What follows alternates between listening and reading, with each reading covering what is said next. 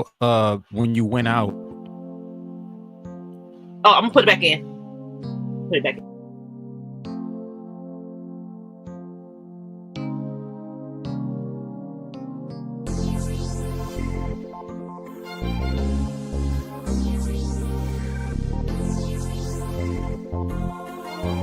Night ride on the tread.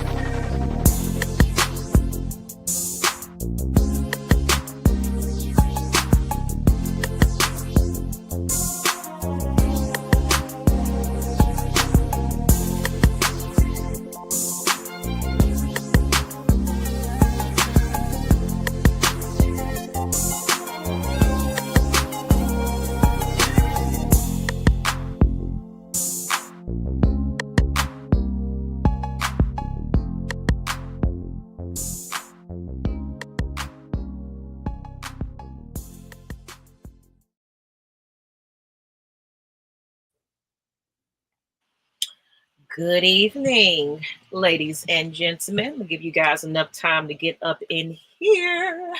Welcome What up? to What up? the Kandid Room. Welcome, everybody. Just give you Hey, time to hey, get hey. your sip, get your cup. We're sipping today. We're relaxing. We're breathing. It's going to be a We enjoyed wonderful ourselves. evening. Got to set the tone for this conversation because I need for everybody to be listening to us tonight because it's going to be a real good one, one that needs to be had. Definitely. So I'm giving enough people time to get in here. But before I start, Cosmic, how has your weekend been? What's going on? Busy, busy, busy, busy, busy, like the bumblebees that make life happen. It's been I just came from a family reunion about a week ago, Okay. and I was around family members on my dad's side. I was busy for like 4 days straight, so I was really tired. And then when I came back, I jumped right back into working. And interestingly enough, August, it's Leo season, I believe, or we're getting Mm-hmm. close to that Leo season. It's legal Leo season. season is not playing around. It's like the floodgates have opened up. So I got so many businesses or friends and people who want to work with me, just like it just dropped all at once. So I'm excited about what's to come, but I'm juggling right now. So I'm feeling good, but I'm feeling managed at the same time. Now, I saw the video that you had got your feet in some sand. Hmm. That was me How when was I that was at the. experience? I have not been to the beach in about 2.5 years, and I really needed that. That's when I was before my family reunion. I went to uh I'm in South Carolina, so we went to, I forgot the name of the beach, but it was in North Charleston. And Okay. me, my twin sister, and my two nieces, no, my three nieces went, and I had a magnificent time. It was absolutely beautiful. I was like, let me have my sand in my feet. Let me get my shirt off. I'm working out, looking good. I even ran, like I did the Baywatch beach run, to where I ran all the way down to the pier. It was longer than I expected. And then I came back. I did about 2 laps. So no matter where I went, I'm like, let me get my workout in. But I was absolutely You were loving it. doing So the I got to. Stella. You know how Stella was on her groove and she used to get up in the morning and what's her name? Whitney Whoopi Goldberg was like, this too much for me. She was like, come on, we finna Yeah, go for a yeah, run. yeah, exactly. I don't know how I was looking to everybody else, but I know it's something about when you go to the beach, you got that mindset on, like you like, I know I feel sexy. So let me get a run in and run past everybody because I want a few people to be like, ooh, who is that Who is golden that brown chiseled skin? guy running Yeah, around here with them yeah, locks and stuff? You know, us Geminis, we just set the tone and make a scene without even making a scene. Just being. exactly, exactly. So okay, that's great. That's great. We're just giving people time to get up in here. For me, I did some trap karaoke. Everybody, That's what I I'm didn't get up talking there to about. sing. Surprisingly, Why um, not? I don't know. It's just Let me it was ask the you this. birthday. It was the Let me ask. birthday girl's day, and I was like, let me let her have her shine because she's a singer and everything else. So, and then of course I was just there to enjoy myself. I actually just wanted to relax and kick it back, and not actually have to show up and show off because us Geminis we'll take over a party. But I said, Yeah, I'm here just for some drinks and vibes. I'll let I feel everybody else that. go ahead. If folks was looking like, you ain't singing. No, I'm That's good. what I'm saying. That's what I was about to ask. I'm like, even though you didn't get in show up and show out, I was like, was that other Gemini side of you screaming, being like, just get up on the Yeah, my stage hand and want? kept doing this to the microphone, like, Yeah. no, let me sit back. So, with that though, yeah, trap karaoke. Then I just spent some time with the kids, and my daughter had her 20th birthday. Hey, happy birthday. Yes, I Do have you a remember that time when we was yes, in, yes. Still trying to like, figure it out. right? You really think you know who you are and you grown, but as you get through time, you realize you don't know nothing, and it just be like, man, I really thought I was feeling myself. Not saying it's not good. Definitely feel yourself because you in your 20s, like show out. But then when you get older, you just be like, whew, there's so much stuff that I did not know. Absolutely. Let me make sure people are knowing that we are on. I see, um, because I know that there's another show coming on right now that people probably haven't flocked over and realized we're here this morning, but that's this evening. Let me make Hmm. this is on Twitter. Watch live so people can have the stream directly. All right, so we're going to go ahead and get into our conversation, and it's something I was about to ask you, but we went on and went live. Um, I want to start incorporating our businesses into um, this show. So I was thinking possibly maybe a moment of meditation reflection, just Hmm. 5 minutes. We don't have to do it this show right now, but when you're prepared for the next one, I would like to do like it can be because it's the start of your week. You had a long weekend. Today I had a drained week. That just that way to kind of just regather ourselves and focus, breathe for about 5 minutes, and then get into the conversation as well as, of course, promote. I said at the end because life coaches, if you need an additional assistance, we got that for you. So, oh, I put it on Twitter and got people tuning in now. So There you go. there you go. So with that being said, let's go ahead and get into the topic of the day. I'm going to Yes. start this off with a little bit of motivation since we don't have the meditation motivation today. But oh, let me get into the right folder here. Hold on. Okay. So this is our candid motivational moment. So this is something that can be related to what we're talking about tonight. It can be has nothing to do with it, just something that was on our thoughts and minds for the time or what have you. But I like for you to take this and just screenshot it, think about it, read it out loud to yourself.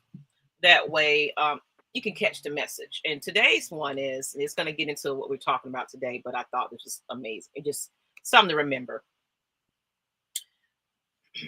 Let me take that quote off there. It said, stop ignoring warning signs just because you want to see the good in people. Listen to your gut. Trust your instincts. So just wanted to put that up there and just kind of, as you see the topic of the day, we're going to really dig deep into our main topic of the day. But what does that say to you, Cosmic? That clearly says you need to start listening to your intuition, that voice that's been in your head screaming. And I think not only is this a good topic, Mm-hmm. us teaching people how to not ignore their red Yeah. flags, because I would say that me, along with the rest of the world, I think a lot of people don't know how to not ignore the red flags because we've never been taught what that intuition is. We just know something in my mind is, my mind's telling me no, but my body, it's like Hey, telling me Nori. yes. Exactly. How you doing? What's up, Nori? So Speaking of yeah, karaoke, that's the musical talents of she's beautiful. Her voice is amazing. So like I said, I sat down and let her have it. I could have yeah, got up there and sung, but I was in the zone, just ready to hear her sing and have her enjoy her birthday. What I'm saying? So shout absolutely, out yeah. to Miss Dior. Yes, Yes, yes, yes. yes. Shout out to you. Shout out to you and everybody else who was in here again. If y'all already know the deal. When you come in, introduce yourself, say what's up, so we know that you living and you live. Y'all not just here to Absolutely. see us, we here to see y'all as well. So, but yeah, like I was saying, the red flags, Mhm. um, it's like I didn't know what red flags were. I didn't know how to acknowledge them. So I really do like the idea that we're going to be talking about this so people can stop, diving past it because it's very, very important.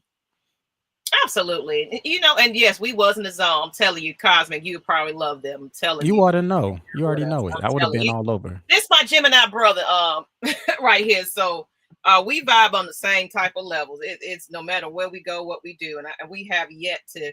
We got to make that happen one of these days. Like just meet, halfway or whatever. You're not too far from me. So actually, I'll be in North Carolina soon. I'm trying to see if I can navigate. I'll figure it out. We're gonna figure it out because Yeah.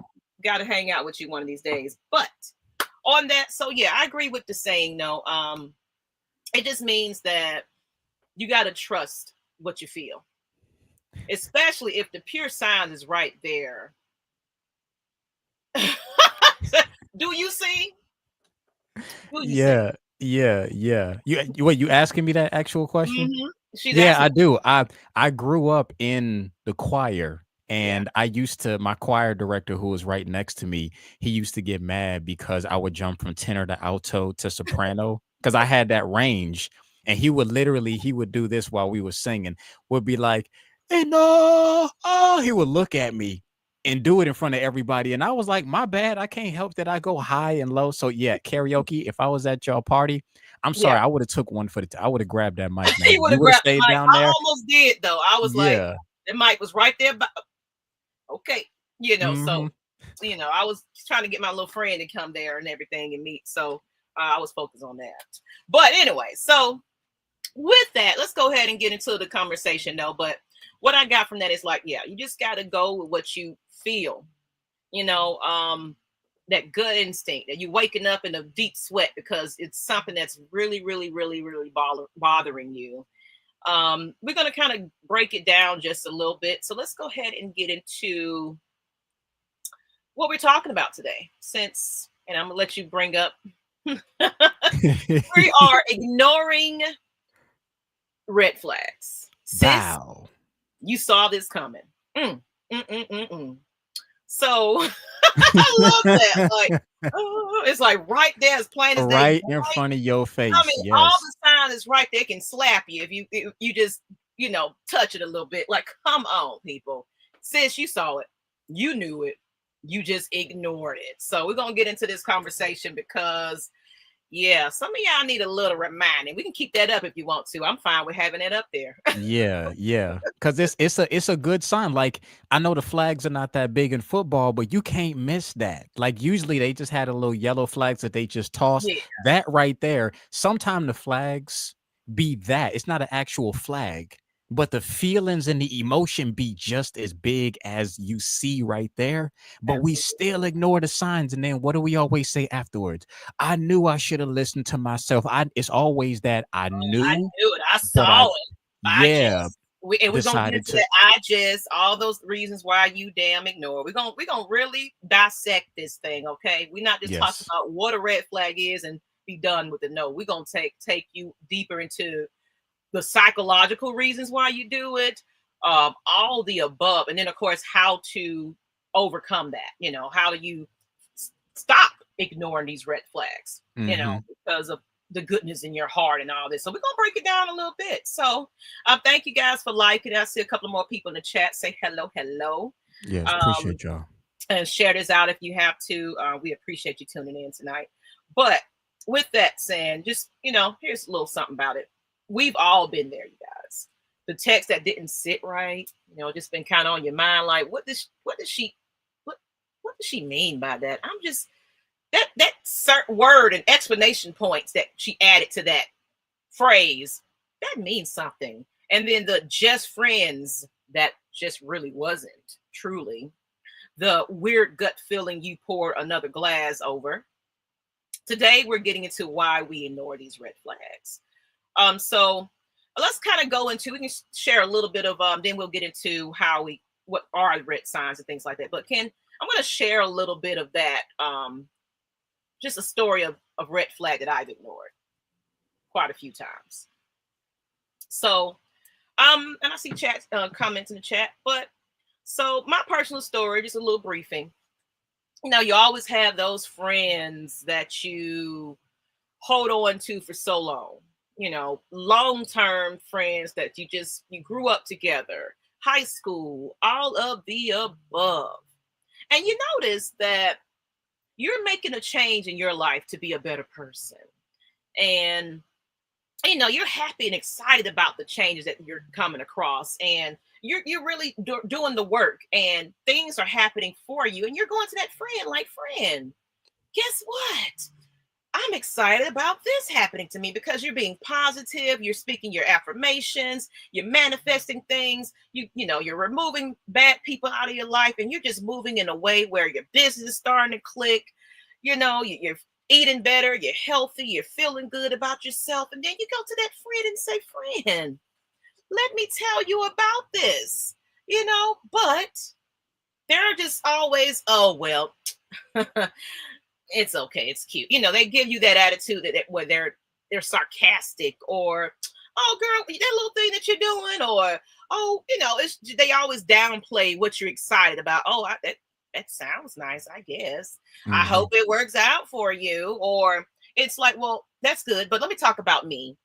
Let's talk about what I'm going through and my problems. And I wish I had it like you, lucky girl. Hey, big spender. Those type of terminology. You get what I'm saying? Just somebody that's always a negative Nancy to anything that you're excited about, because deep down that person isn't happy with themselves half the time. And I've had friends that really, really, really, I had to kind of separate myself from in business. It was just, I had a direction I wanted my channel to go under as far as my sports side of things. They saw it completely differently, and we bumped heads a lot. And I would just forgive it and forgive. It's like, oh, I just know it. This person has an anger issue.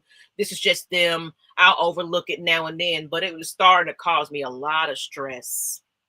And I was going to other people about it. And I'm just frustrated with this. And the channel took a hit because of that too. It's like, I'm not even focused on the benefit of this channel when I got to focus on you and your issues and the issues that we have with each other. So I had to make that separation.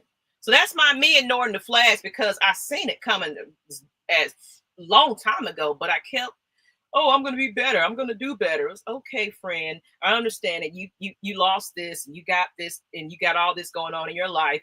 I'm going to forgive you for it, and just hopefully you will do the best thing for business. It wasn't that.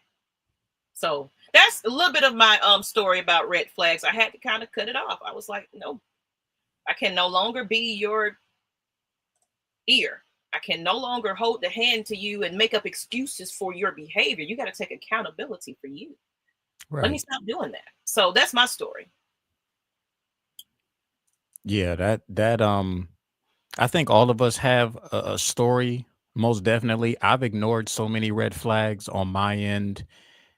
And mine was always felt, because I'm thinking to myself,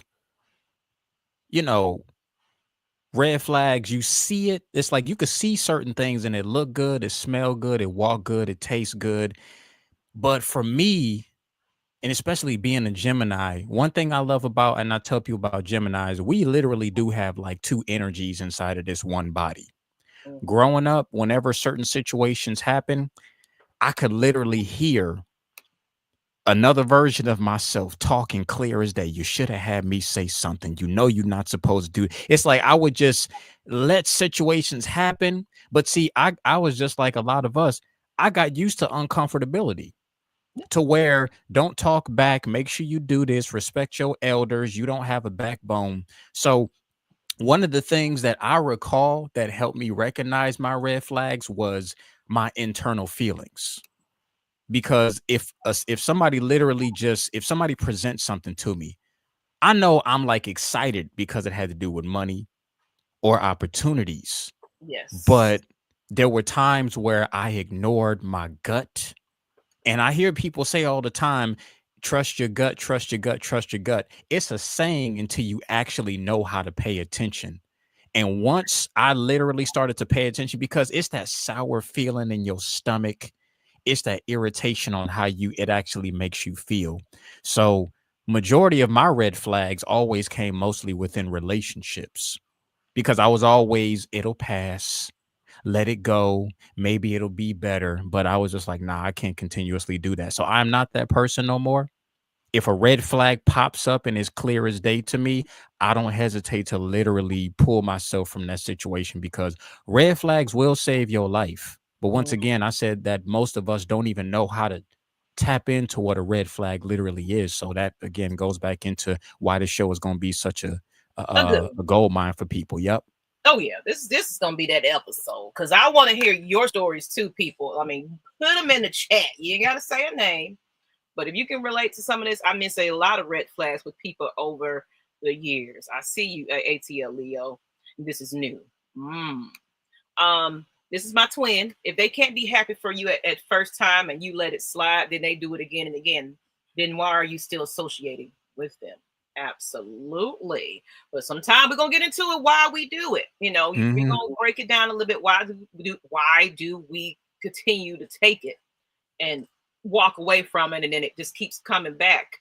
You know, it's a lot to do with your psychological sometimes and things like that. And then if they can't be happy for you uh, over and over, yet they get angry with you for not being happy for them or sad for them, then why even bother with them for so long? You know, you're right. So, and then a lot of times, kind of like in my situation, when I have people that are Debbie Downers or, you know, they're selfish and it's all about them, I kind of ignore them, if you will.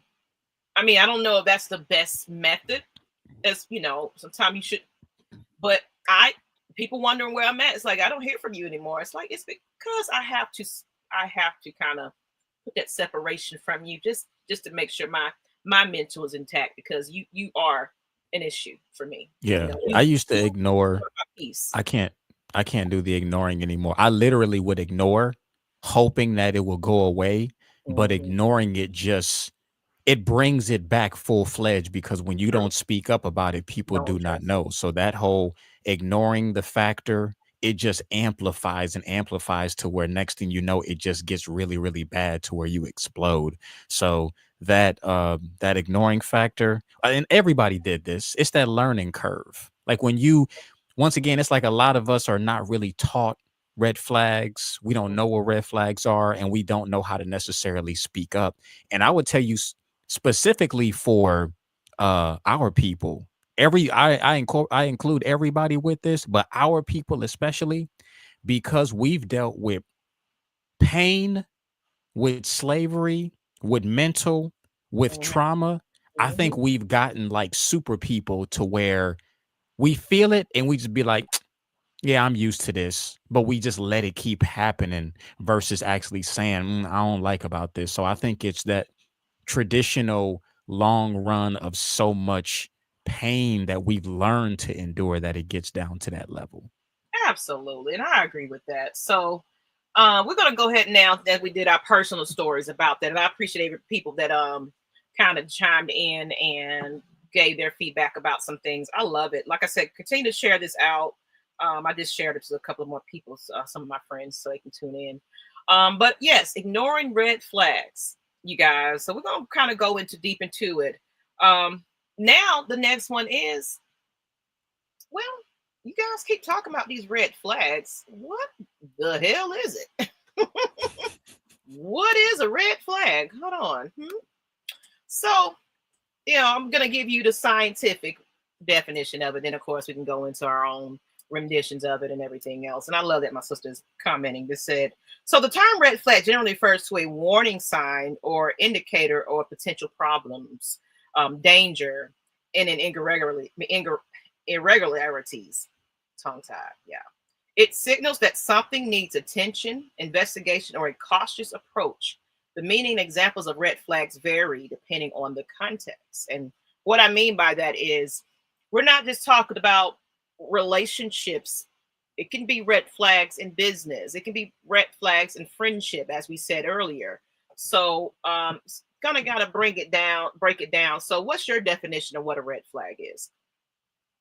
So to me, a just like you said, a red flag is a simple warning that is given to us before big things start to break. For example, if you think about a red flag can be, I got a small headache and I keep getting small headaches, but if you keep ignoring them red flags, it could turn into something large. Once Major again, we headache. get so used to ignoring it. Or, you Mhm. know, there's a crack in the ceiling.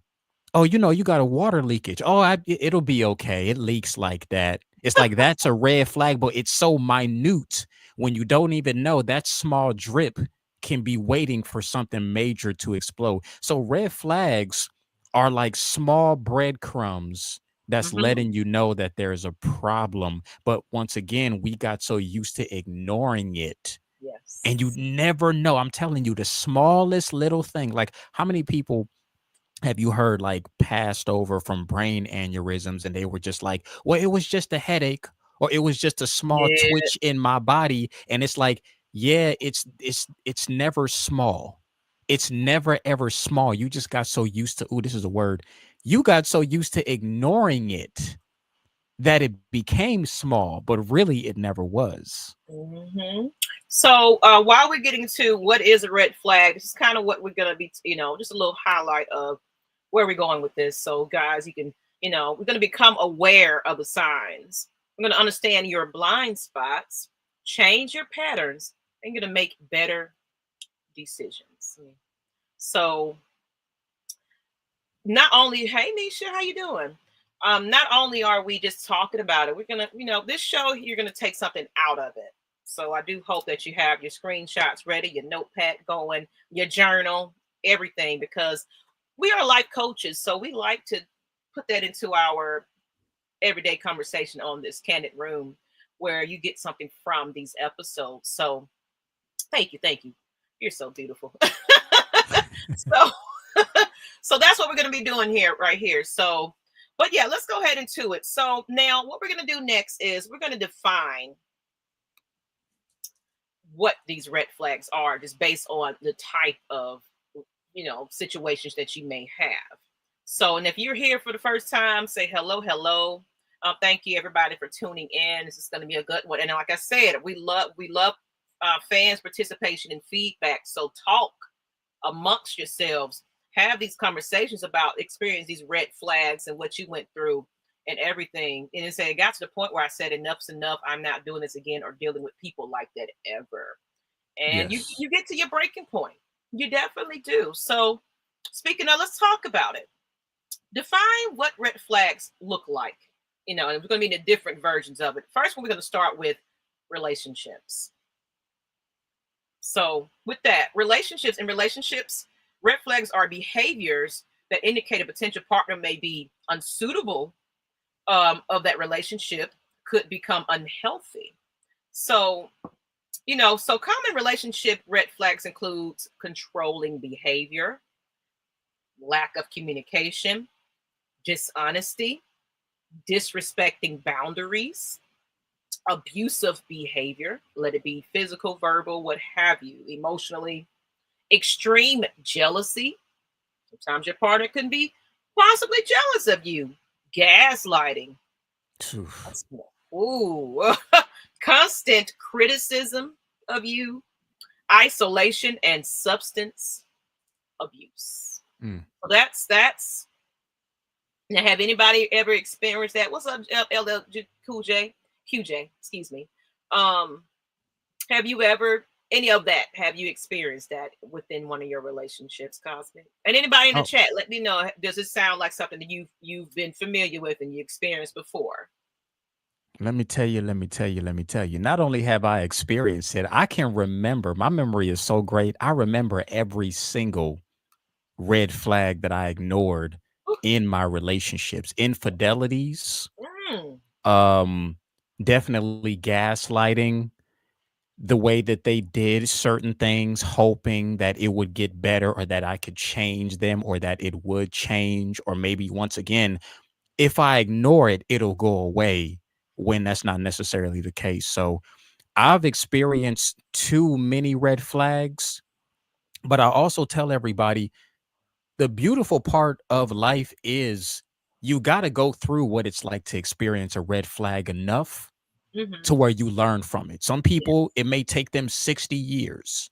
Some people, they may learn it in 10. Some people, it may be, a bunch of relationships that you have. But experiencing red flags so you know about what it is helping you get to that point to where when you finally get to that relationship that's great, you learn to say no. Cause I'm that type of person now to where as soon as I see a minute mini little I don't wait till it get to this. I don't wait till it get to this size no more. That's a huge, that's a that's a huge red flag. I wait until it gets to a mini umbrella martini red flag. And I say, hold on now. Let me address this because I don't want to spend and invest my time. My time is so precious now. I'm not about to invest my time to where that small, minute flag grows into something grand. And I'd be like everybody else saying, I invested 5 years. I'd be telling people, but I bet you knew that it was a red flag, but you decided. So you really can't blame nobody saying you invested 5 years, but you knew, you ignored You those knew. signs. Mm-hmm. You ignored it. You knew it. This in the come overnight. Now, some people, yeah, they pretty much wine and dine you and hide it for the most part. Now, I call that the honeymoon stage. It's just like, Oh oh, yeah. oh yes, we just I love go you. I on love you. trips and we having all kinds of wonderful sex and oh, Everything is it's great. beautiful, great. We're skipping down the beach and opens my door when I go places and I There is love no it. problems. It's Oh, so great. it's beautiful. Oh, but the communication is not there. You're looking like I haven't heard from you all day. I'm gonna call you at a certain time. Oh, okay. What time is that? 10 o'clock p.m. And I can only be short with it.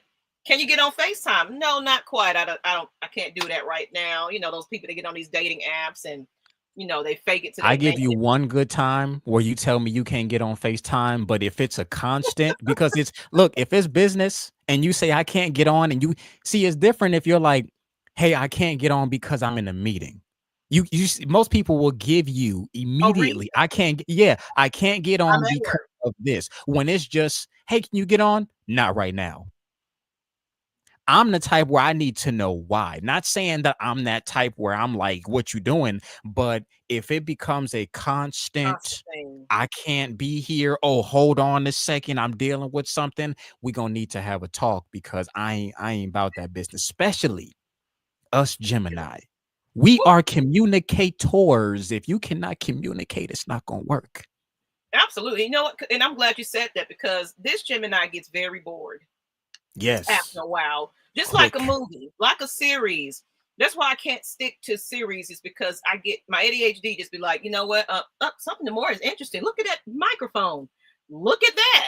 Then I'm next thing you know, I'm focused on this microphone and the movie just playing. It's like, oh, right. I'm supposed to be. I find myself trying to get myself back to what the heck I was doing in the original place. Like how you walk up, come downstairs to the kitchen and go get some water, and it's like, what did that's just my that's my age, Why but did I still, come down here? why did I Yeah. come down here? It takes me a second to figure it out. Oh, I was thirsty, that's why I came down here. But that shining light on the refrigerator was really bothering me just then. So that's me.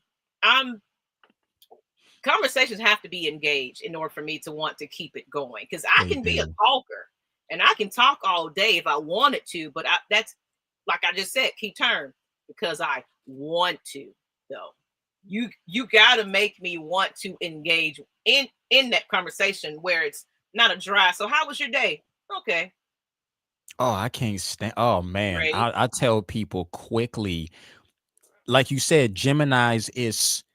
You can't, don't give me incomplete. I love definite. That will literally drive me insane because I'll give you a whole paragraph. Or if I just say again, how's your day? When I just hear great, busy. It's all like it ain't got, just give me a sentence. It was a great day today and now I'm relaxing. Finish the sentence, but that peck and that titty tat. Again, I just tell people, listen, I even told one woman one time, we're just friends, but I told her, I said, listen, I value our friendship, but I'm gonna be honest with you. My Gemini tendencies, if you keep talking to me like this, I'm just letting you know I'm gonna cut you off because it bothers me when I gotta, how was the day? What was good about it? And you keep giving me What finger food. happened today? Right. I need a It was okay. meal. Yeah. Okay, what was okay about that today? Then that's when you start racing, like, okay, what can I ask at this point? Because it's so dry here. So what made it okay? Oh, just work. Great. Okay. Well, you know what? I'm gonna get back to you. I'm a little busy right quick. I got a show coming. That's when I start making up them things like I'm finna get off this text Yeah. stream. I'm finna just, I'm just playing. But you guys get it. You guys get it. So I believe that people have communications in them, but it just has to be the right person as well. Yes. Yes. That's another thing. I'm glad you said that because we have a tendency to try to force Mm-hmm. it. And I Mm-hmm. tell people, don't do that. Don't get into like, again, a red flag for, let's talk about again, you and I, Maggie. Like, if we're in a relationship, when I first meet you and I see that you giving me one word answers, Yeah. that's not I don't want to say it's a bad red flag, but it's still a flag to let me know, hey, this person is not a talker.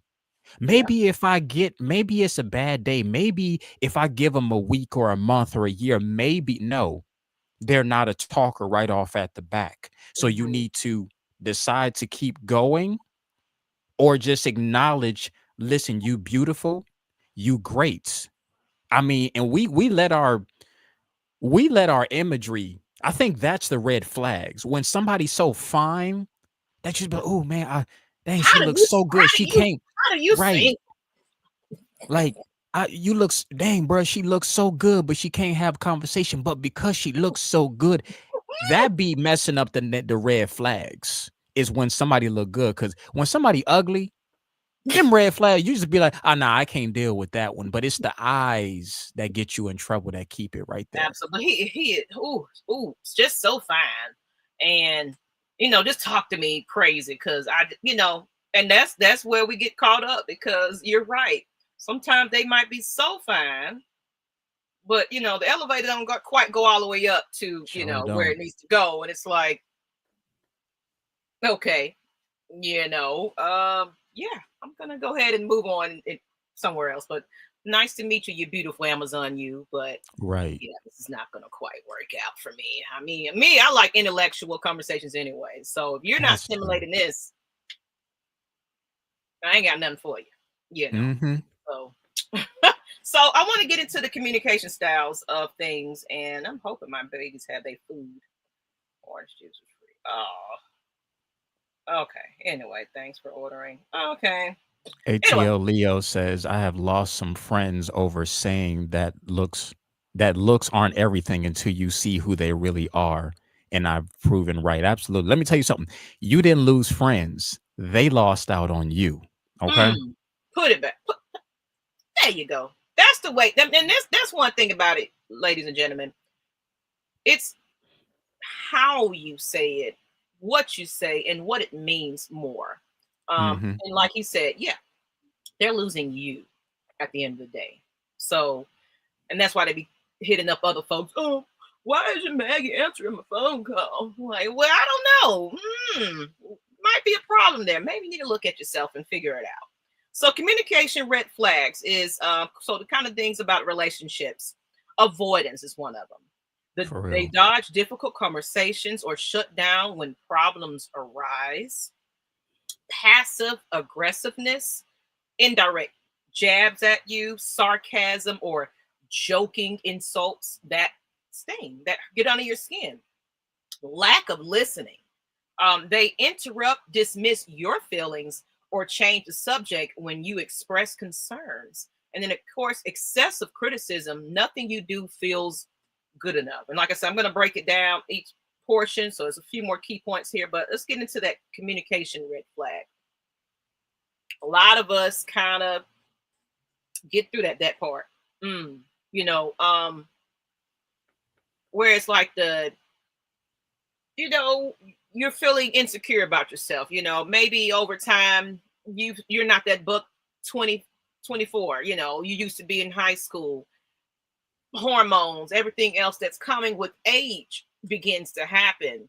Some of this sag and gray hair coming, and you're not feeling yourself because you don't put on some pounds. And of course, both of y'all put on pounds. Y'all both eating the same foods now. Get that.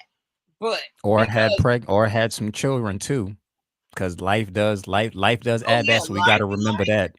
Hmm. Some people don't have that bounce back, and yep, these abs is right here. People just ain't got that no more. So, but you critics, you know what, babe, yeah, that you want to put something else on, start just really be, like you're trying to feel confident about yourself. That's when you start asking your partner, do you like what you're seeing? You like this?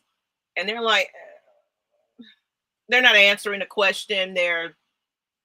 Or gaslighting you, to make you feel good, but then embarrassed to be outside with you. It's just a lot of things that comes with this communication style, especially dodging difficult conversations. They rather just walk away from it and not address it. So you're never getting to your point of, what the problem is. And people say, talk to your partner. Sometimes you can't just talk to your partner because they don't hear it. I don't hear Yeah, this. I don't want to hear and this. I've I mean, heard you're people ruining my say, day with this. You're overacting, those type of things.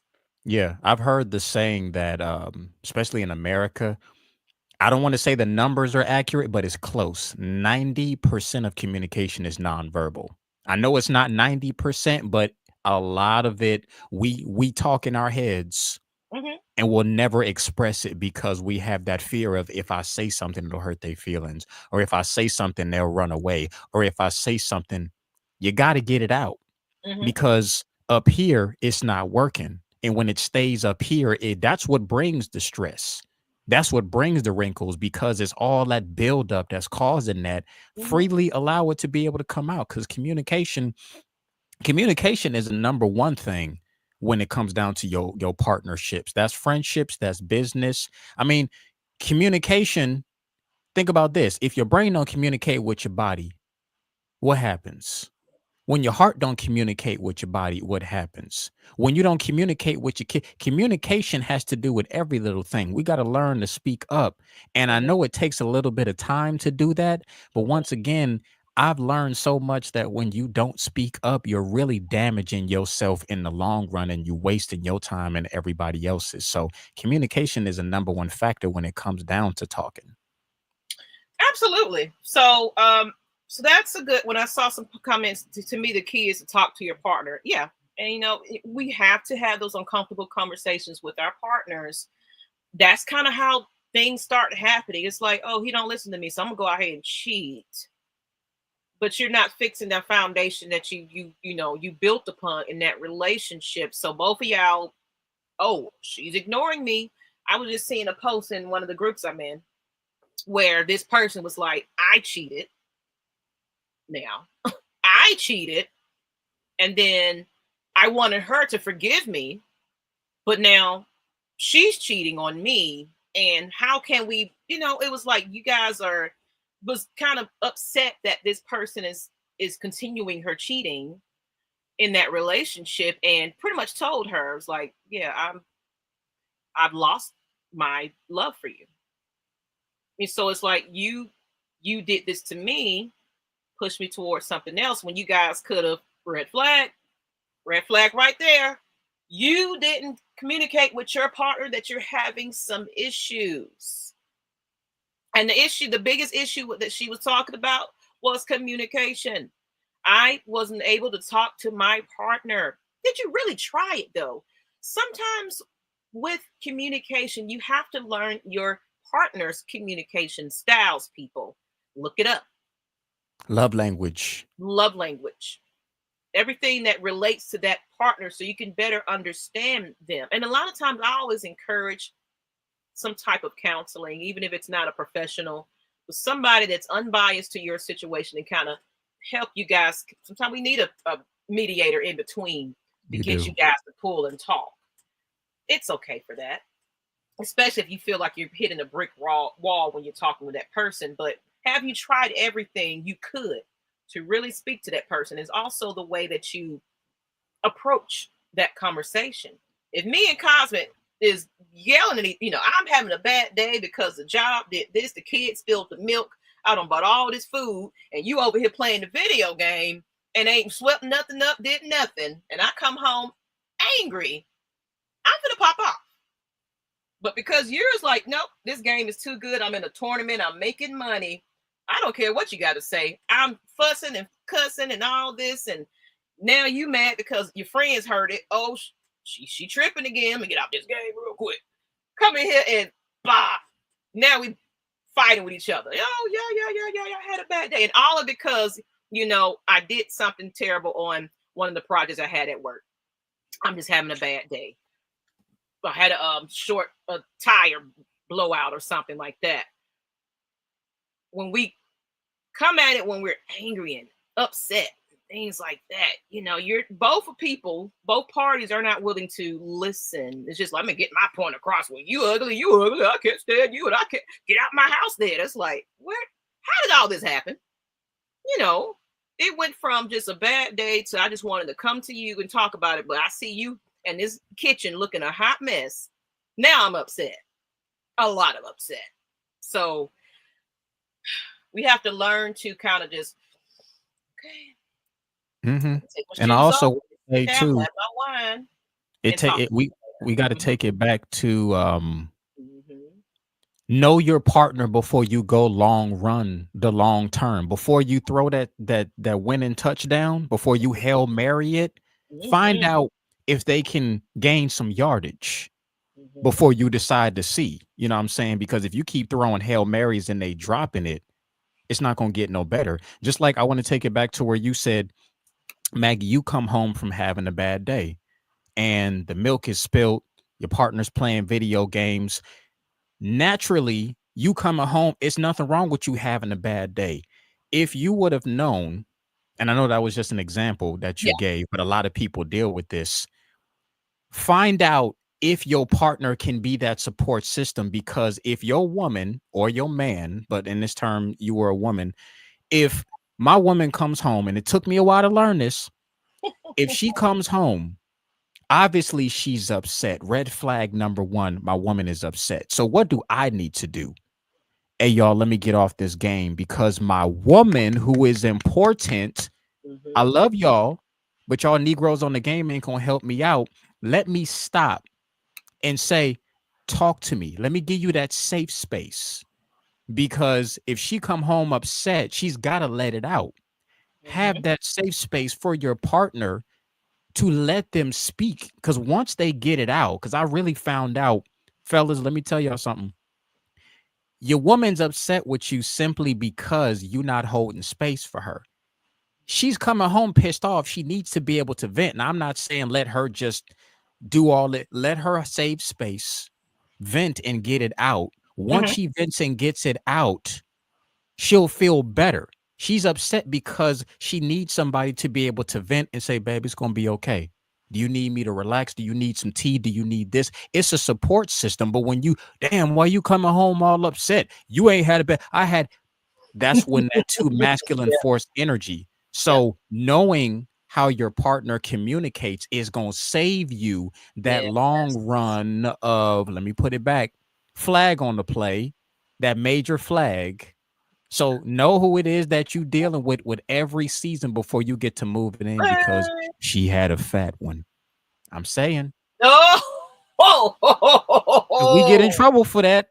She can't Mm. talk, but she can cook. She can't talk, but she got a fatty. She can't talk. That is like, okay, Right. yeah, okay, yeah. I'm just gonna knock her down and put her to sleep.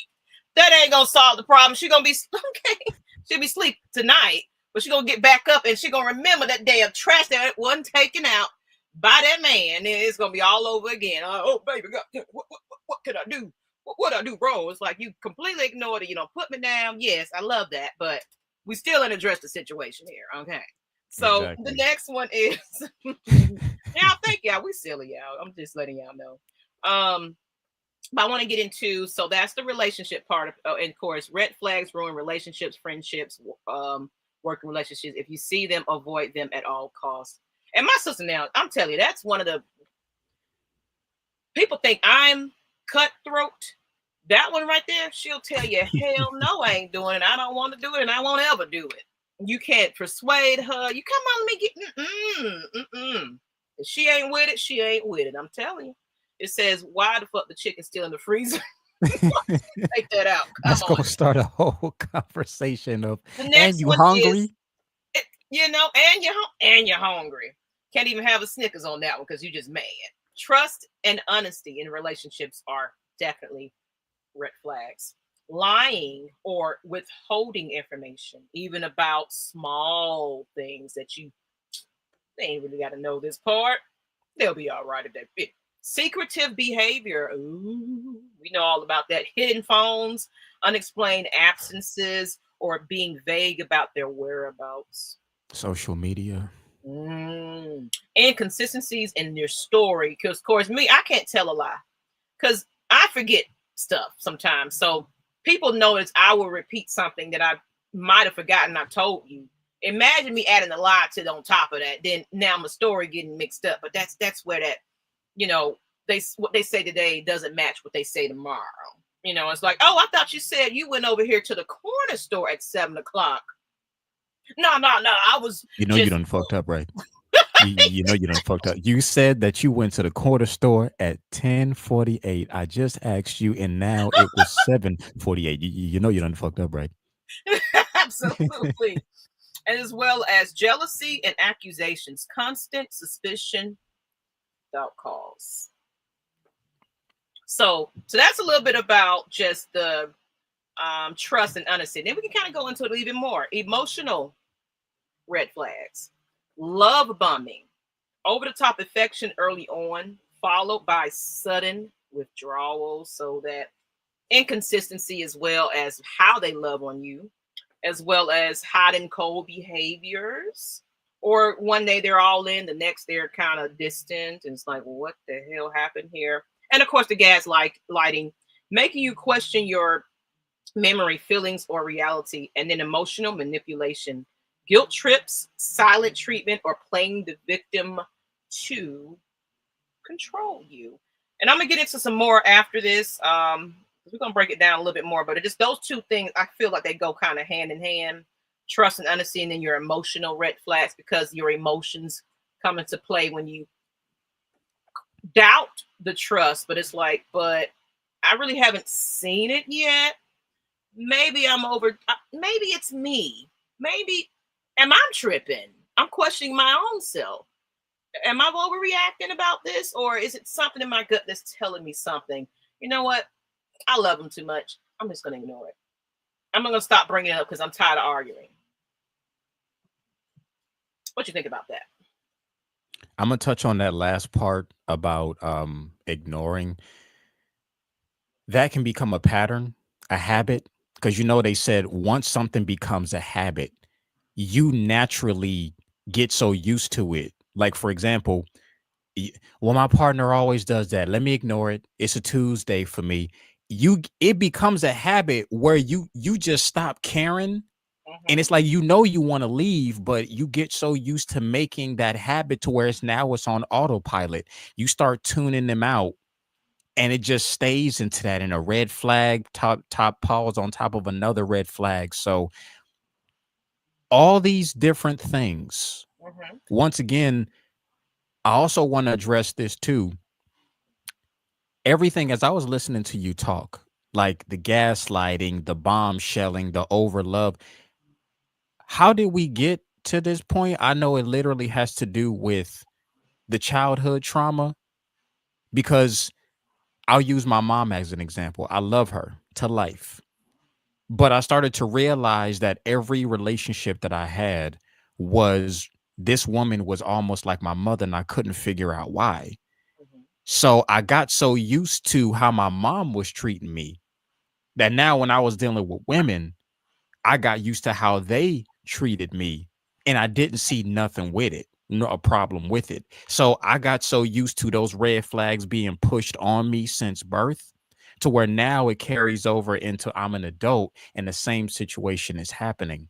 So red flags are they're not just red flags. That's an emotional standpoint as well too, because everything is energy. When you constantly just letting somebody downgrade you, that's where them wrinkles come from. That's where that stress, that high blood pressure, that overeating.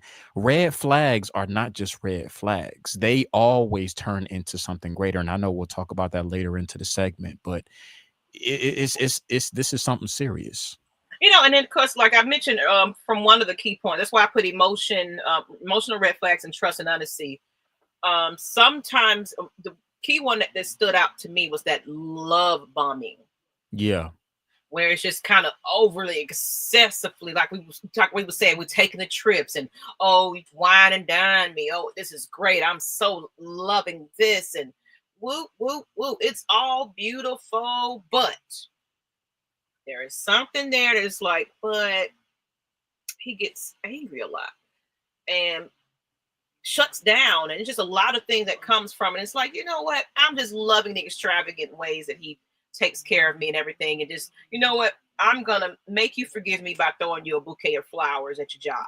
But Using that financial gain to ignore those things. And if a yes, person's love language is receiving gifts, most yes, likely they'll ignore it and just be like, well, at least my bills are paid. At least he's a millionaire. And I'm like, man, you better forget that because it's going to deteriorate your life later on. So don't let that money, because that money could run out, but that money ain't worth your life. Because I know some people, again, unfortunately, men will beat on women if he got money, they won't leave. But also, I would say you got women emotionally beaten down on men's feelings to where that will psychologically mess you up as well. So there is a beating between both sexes that goes on. But once again, at least my bills are paid. At least I got that Benz. At least I'm financially stable. But emotionally, it ain't going to be a good thing on the long run.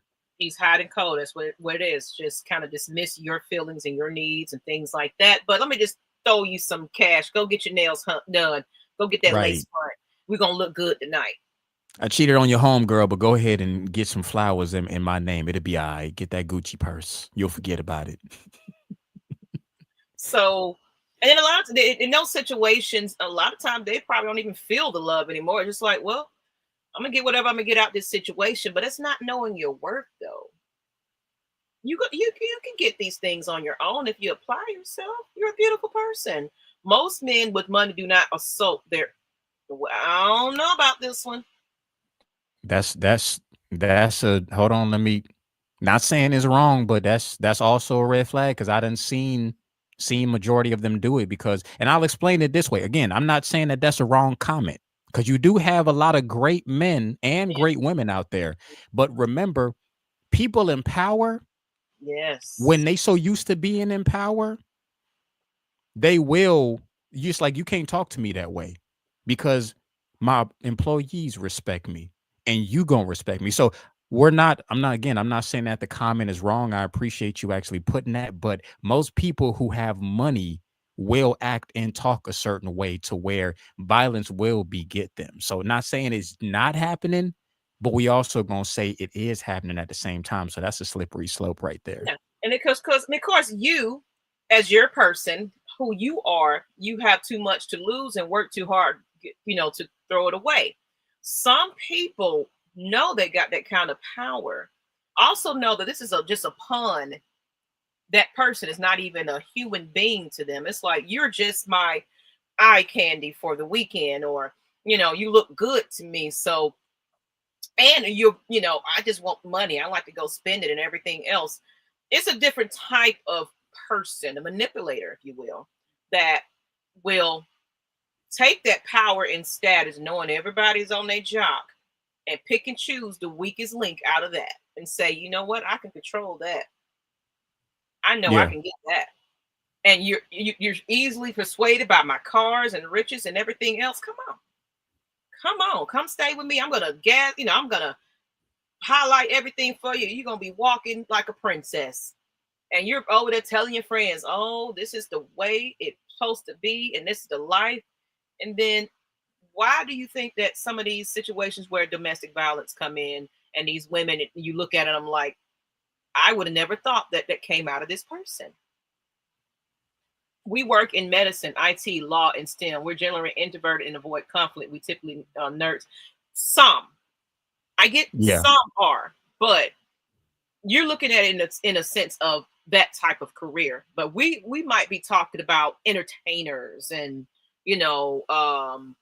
look at boxers. Sometimes they head get jammed up and then they lose their Yeah. judgment. And I Uh, will say this though, I'm mhm. glad AJ, thank you for writing this because this is letting us know who you are, which is you don't do this. So Mhm. reading this lets me know, AJ, I got to give you a hand clap because Mhm. you putting this out there lets me know that you're one of the good ones who don't do these very things. So for you, we applaud you for that because you're showing it. But Mhm. unfortunately, like I said, the other world of influencers, even if they do work medicine, IT, and law, it's not the career, it's the person. It's the So once again, we don't mean everybody, but we oh, know that you're not that type of person. But there are a lot of people where that influence does put them in that different perspective. So yeah. appreciate you sharing that. Oh yeah, definitely. So no, like we said, we're not saying that all people are this way, things like that. We're just kind of for the people that have these individuals in their lives that present those red flags. Um, then we're teaching you how to recognize it so you won't get yourself in these situations. And not just you, AJ. You could be the perfect person. You could be that upstanding whoever in your career. You treat your woman right and this, that, and what have you. These were day and ages, whoever you date. But guess what? She's doing it.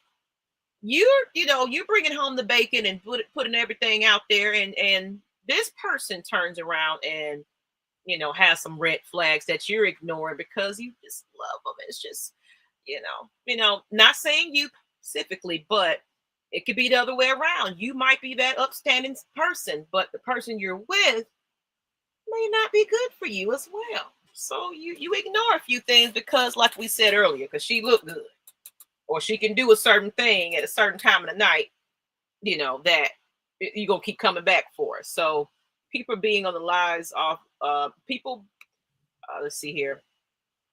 People being a lives off lives. People. Okay. Yeah. So people being. Sorry. I know it's kind of. But you get what I'm saying here. Uh, People live off of lies. Right. It's like I don't want to believe it, and that was me at one Yeah. point in And one of like my we relationships. I knew it. I knew the person was cheating on me. It finally took to a point where I had to be embarrassed by that person bringing the other person down there to their family's house, and I got people calling me up. Hey, why aren't you here? Who is this person? And they asked that person, how long y'all been together? Oh, we've been together since a certain child of mine was born or pregnant with. It's like, oh, okay. So I've had those situations where, yeah, I was lied to. And I also suspected it. I felt it in my gut. But I ignored them. The average successful person you meet is not the type of um, person think of your doctor, pharmacist, tax. Yeah, a lot of people have some secretive lives out there outside of their career. I like this feedback, AJ. Beautiful. I hope you, if you're not a follower, go ahead and hit the subscribe button and tune in to us each and every Monday at this time. The likelihood of someone getting into a relationship with a successful boxer is close to pop. Yeah, you got to be of some type of caliber to get to with a successful boxer. That is, because yeah, everybody wants that. So let's get into now. This one is kind of end the relationship part of things, but it's a lot of times it's lifestyles and values are red flags. What I mean by that is mismatch in core values. You're clashing on your beliefs about family, money, religion, or lifestyle. Addiction issues, substance abuse with denial or refusal to seek help. So this is causing issues with everybody, family, friends, the dog, all that. Financial irresponsibility, overspending, debt secrecy, or expecting you to cover costs for your unreliable behavior. And speaking of unreliable behavior, not following through or commitments or promises. So then the last one's going to be about the safety flags, because we got to get deep into this, because some people think that people don't abuse. We're going to get into that. I'll leave that off for now, but let's talk about the lifestyle and values. When you're clashing on your morals and things like that. Have you ever experienced that as well? Oh yeah, most definitely. There's so many. I'll say this. One of the things about red flags is it doesn't come with a color. What I mean by that is every ethnicity has red flags. Every profession has red flags. Every business ship, every partnership, every decision that you make has a red flag. And when we say red flags, red doesn't necessarily mean bad. It Yeah. just means recognize that there's something going on, because we got to remember there's two sides to every coin. The professions that we're in, again, the profession is not the person. The profession is just the object, but the people that are coming into it. So when we get along the lines of thinking, oh, the profession that they're in doesn't allow that, it's like, no, these are people coming into that. So a lot of people today, we live in a society where damn near they teach us to ignore red flags because Netflix and TV shows are influencing us to be like, for example, I used to be one who trusted doctors because they wore a coat or they had the title of doctor. But a lot of them, not saying all, will spit out red flags about certain things that they do. Are pharmacists. Well, because they're a pharmacist and they're in the medical field, I trust them. And that's like, nah, I can't trust just the fact that you wear an outfit or you present yourself. I have to be able to recognize that some doctors are good, will make sure that I'm good, and other ones are bad. But I have to also, a red flag is being ignorant to the fact of thinking that there's nothing wrong simply because of a person's profession as well too.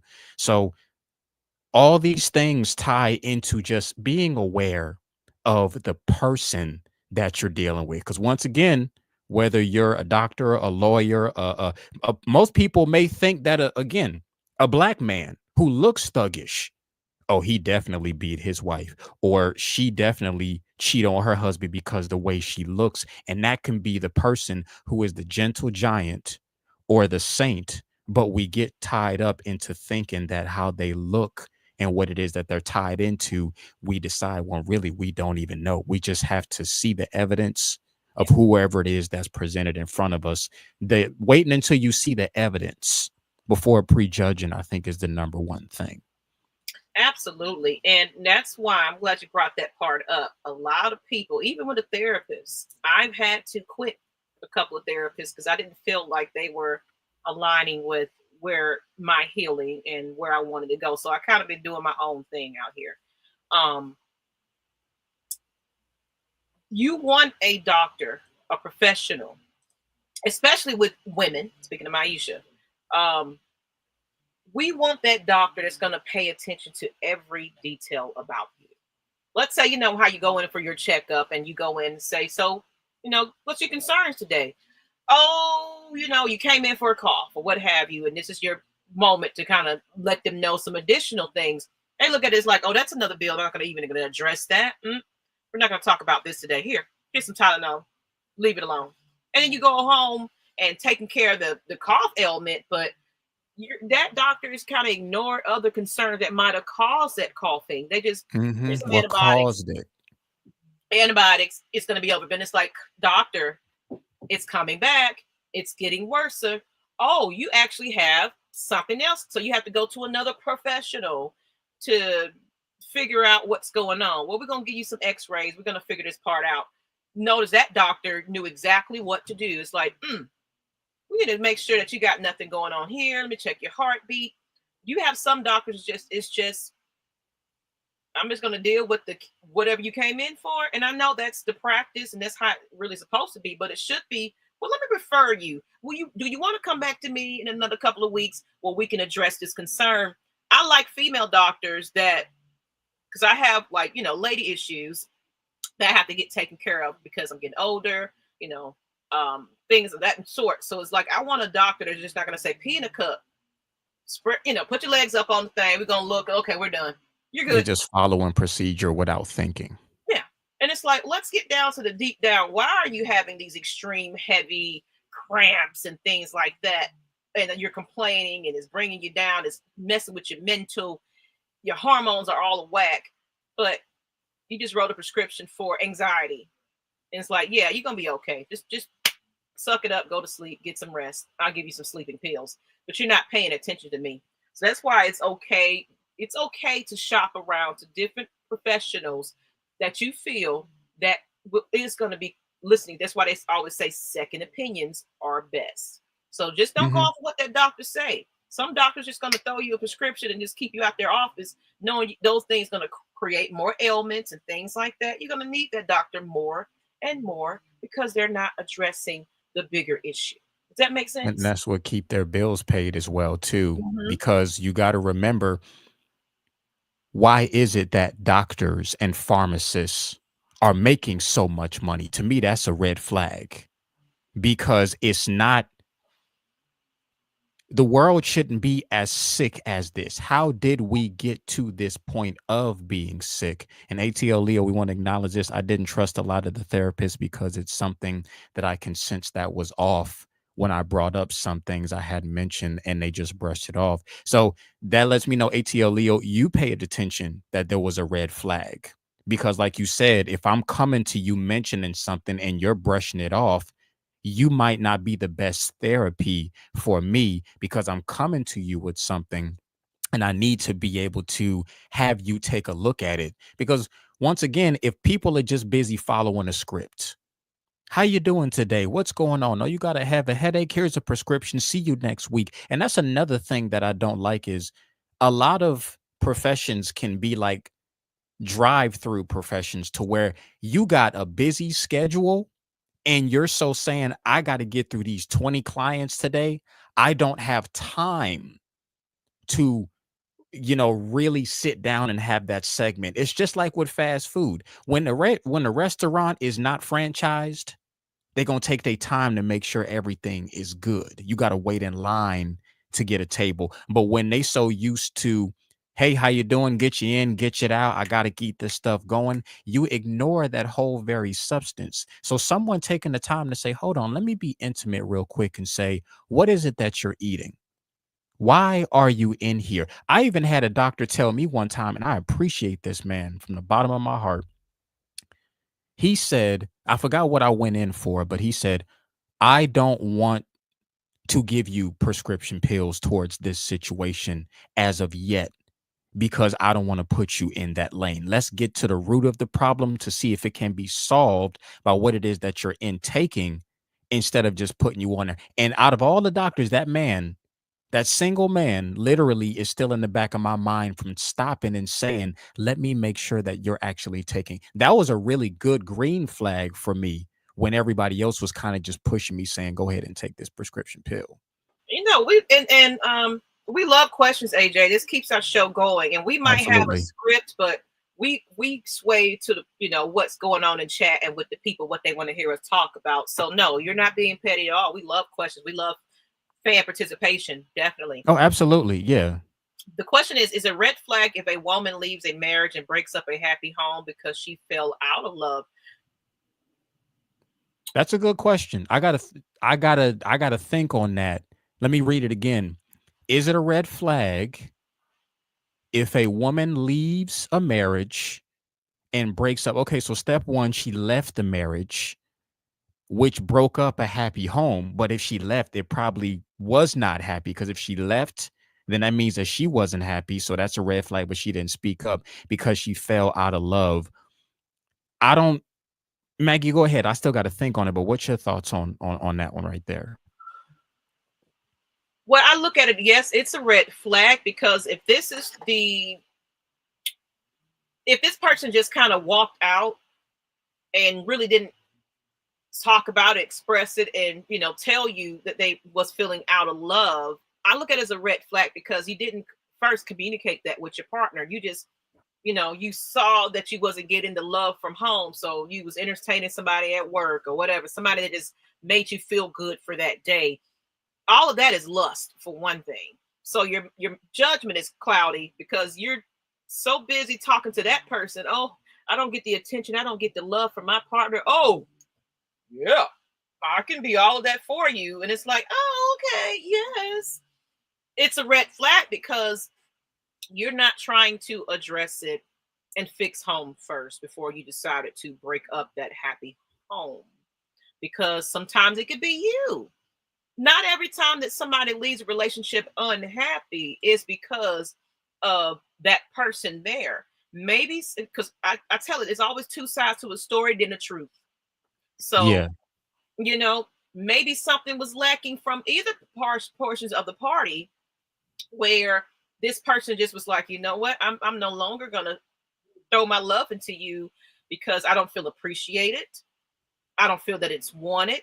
And you have been ignoring me and entertaining other people. And it could be the littlest of things too. Some people are so entitled.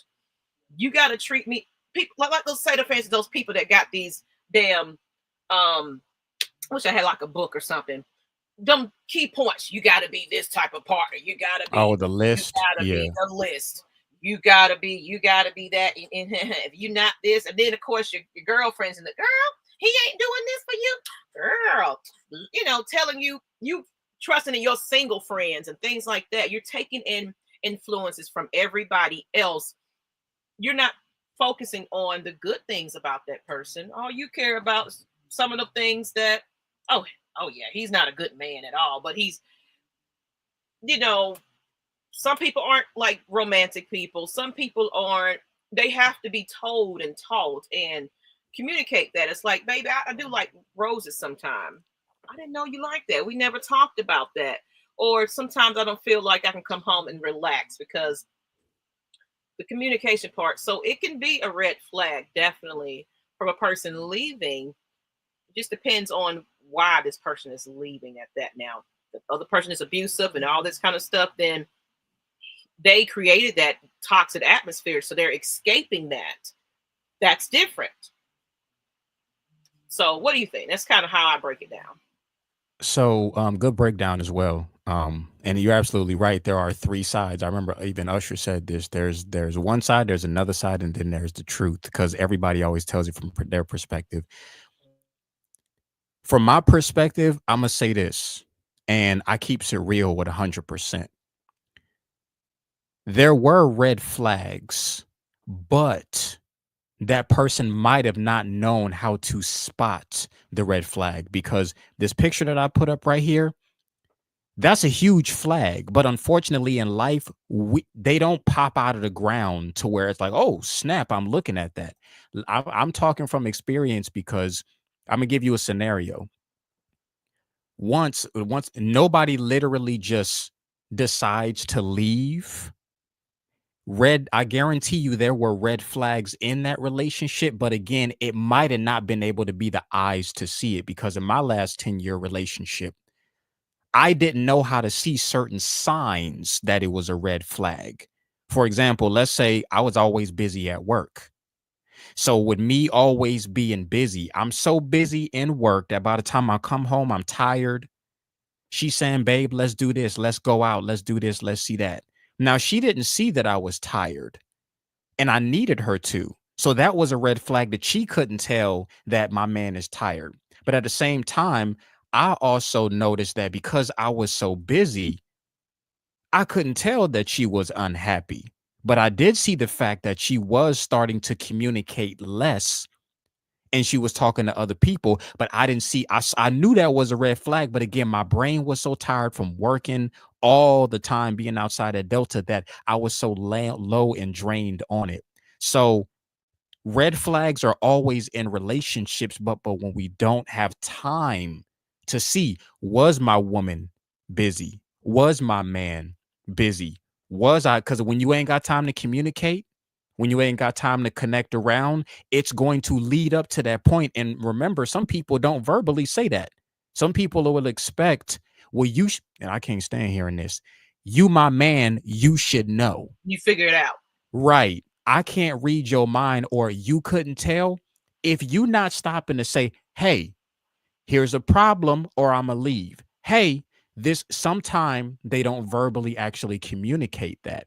Mm-hmm. So there were red flags in the play, but people didn't get a chance to recognize that, because once again, somebody doesn't just up and leave for no particular reason. But once again, this is why we're having this talk, because if we don't know how to recognize these things and we're looking at it from one perspective, it could just be like, well, dang, why'd you had to bounce? But when someone tells you there's a reason that they might have bounced, or it might have just been whatever. So that's that's my point on that play right there. Okay. And I'm going to get into these comments and we're going to break down the last part of this relationship. Then we got a couple of key points, but probably don't go too detailed in this one. I think relationship is the main key one. Then we get into friendships and then other things too. But I tell Lisa, if that person marriage wasn't that bad, they shouldn't leave the marriage, because you have to communicate with who you're with, and marriage ain't all about your happiness. Well, I'm gonna say this: that last part, marriage ain't about all your happiness all the time. Yes, we are responsible for our own happiness. So you would hope that that partner is also finding their happiness within. But sometimes we have to bring it together and say, hey, is there anything that I can work on that will, if I'm working on myself and I'm learning how to love myself and be happy, then of course that's going to project into my partner, because now I'm feeling good. So I'm going to love on you lovingly because I'm in a better headspace. So it's kind of a tricky one right there, because marriage ain't all about your happiness. Yeah, to me, yes, it is. It's about a marriage. A successful marriage is when two parties are happy within themselves and come together happier, because you, my whole, my everything, how you give my all, my everything, that relationship thing. Maggie, I want you to say that one line just again, about, because that's, people really need to understand this. When a person is whole within themselves and the other person is whole within themselves, because if you come into a relationship where, and this is another red flag, if I'm whole, but I notice that you need me to complete you, that's not going to be that's going to be an unbalanced relationship. When a person knows themselves and is full within themselves and they know themselves, two wholes will make a great whole. But if somebody is lacking and looking for you to fill them up, you cannot they cannot find who they are in a relationship. You only find out who you truly are once you disperse and discover who you really are. So I didn't want that to just blow by people, because that was a word that and you I mean, said. and that's another reason why I'm really not out here dating. Got some interest here and there, but I was like, no, because I'm, of course, fresh out of a divorce. So I want to get myself back whole within myself so I can give that to someone else. But I'm also, that taught me everything I needed to know and what to look before I committed to something like that once again. So now my mind is not clouded, by certain things. So I know the signs, the red flags and things to look for in a potential partner, and what they're bringing, and who they are as far as within themselves. That's most important. If you disturb my peace, you're not for me. So, and the question is, so we're just gonna keep going. People are looking for perfection in their partner. AJ, you kind of hit it right there. Kind of what Maisha is kind of saying about that perfect person. What do you think about women on these dating shows demanding a 6'6" figure earner who's in shape with a great hairline.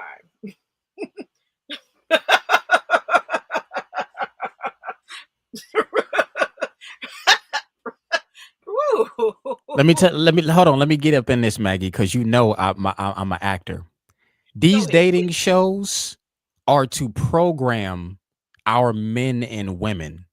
So, what do we think about these women on these dating shows? Dating shows literally are fake. They're Hmm. scripted, Hmm. and they literally are programming our people to believe. Because guess what? The reason most of these women keep talking about, not all, you got to say that, because everybody ain't 6'6". I'm not 6'6". Um, when all you constantly see on these dating shows for entertainment is women, he got to be this, he got to be that, he got to do, and then when you get all that, you wondering why he ain't loving you because you worried about the physicality. When too many women, especially young, are watching that as an example and they're not getting the example from their parents, now they go busy looking around for that BS.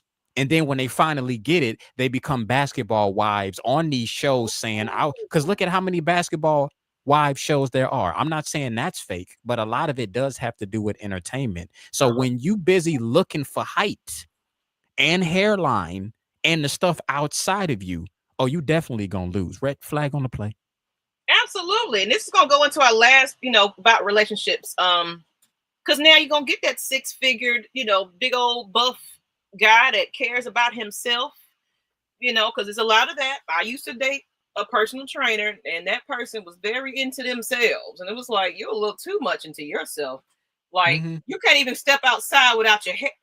Like, I got natural hair, so I can kind of wet it and keep it moving. Like when I used to wear ponytails and things like that, I don't care. Lash or not, I'm going outside to do what I'm going to do. I don't have to have this, but I dated somebody that body was chiseled, looked good, but was very self-centered and, you know, was had a lot of self-esteem issues. That's why that bodybuilding started to happen. So you so concerned about what everybody's looking at you like and what they think about you, but you just can't even go out in a normal day. Let's just go up to the street and get some coffee. Oh, my hair ain't together. Let me. We can't go nowhere. Like, wait a minute. Like really, and I just that couldn't work for me. I didn't like that self-centeredness. Without you, girl, my life is incomplete. Without you, girl, my life is incomplete. Oh, yeah. Them dating shows are another form of the Matrix because half of them people. Oh, Uh-oh. you There we go. go ahead. You Oh, got I it. got you. Okay. Half of them people on them shows live with their parents and looking for a Captain Save a Hole boy. Oh. Now, final part of this relationship, because I knew we was going to kind of stick on this a little longer than most of the other key points, but safety red flags. Now, you get that big buff looking guy.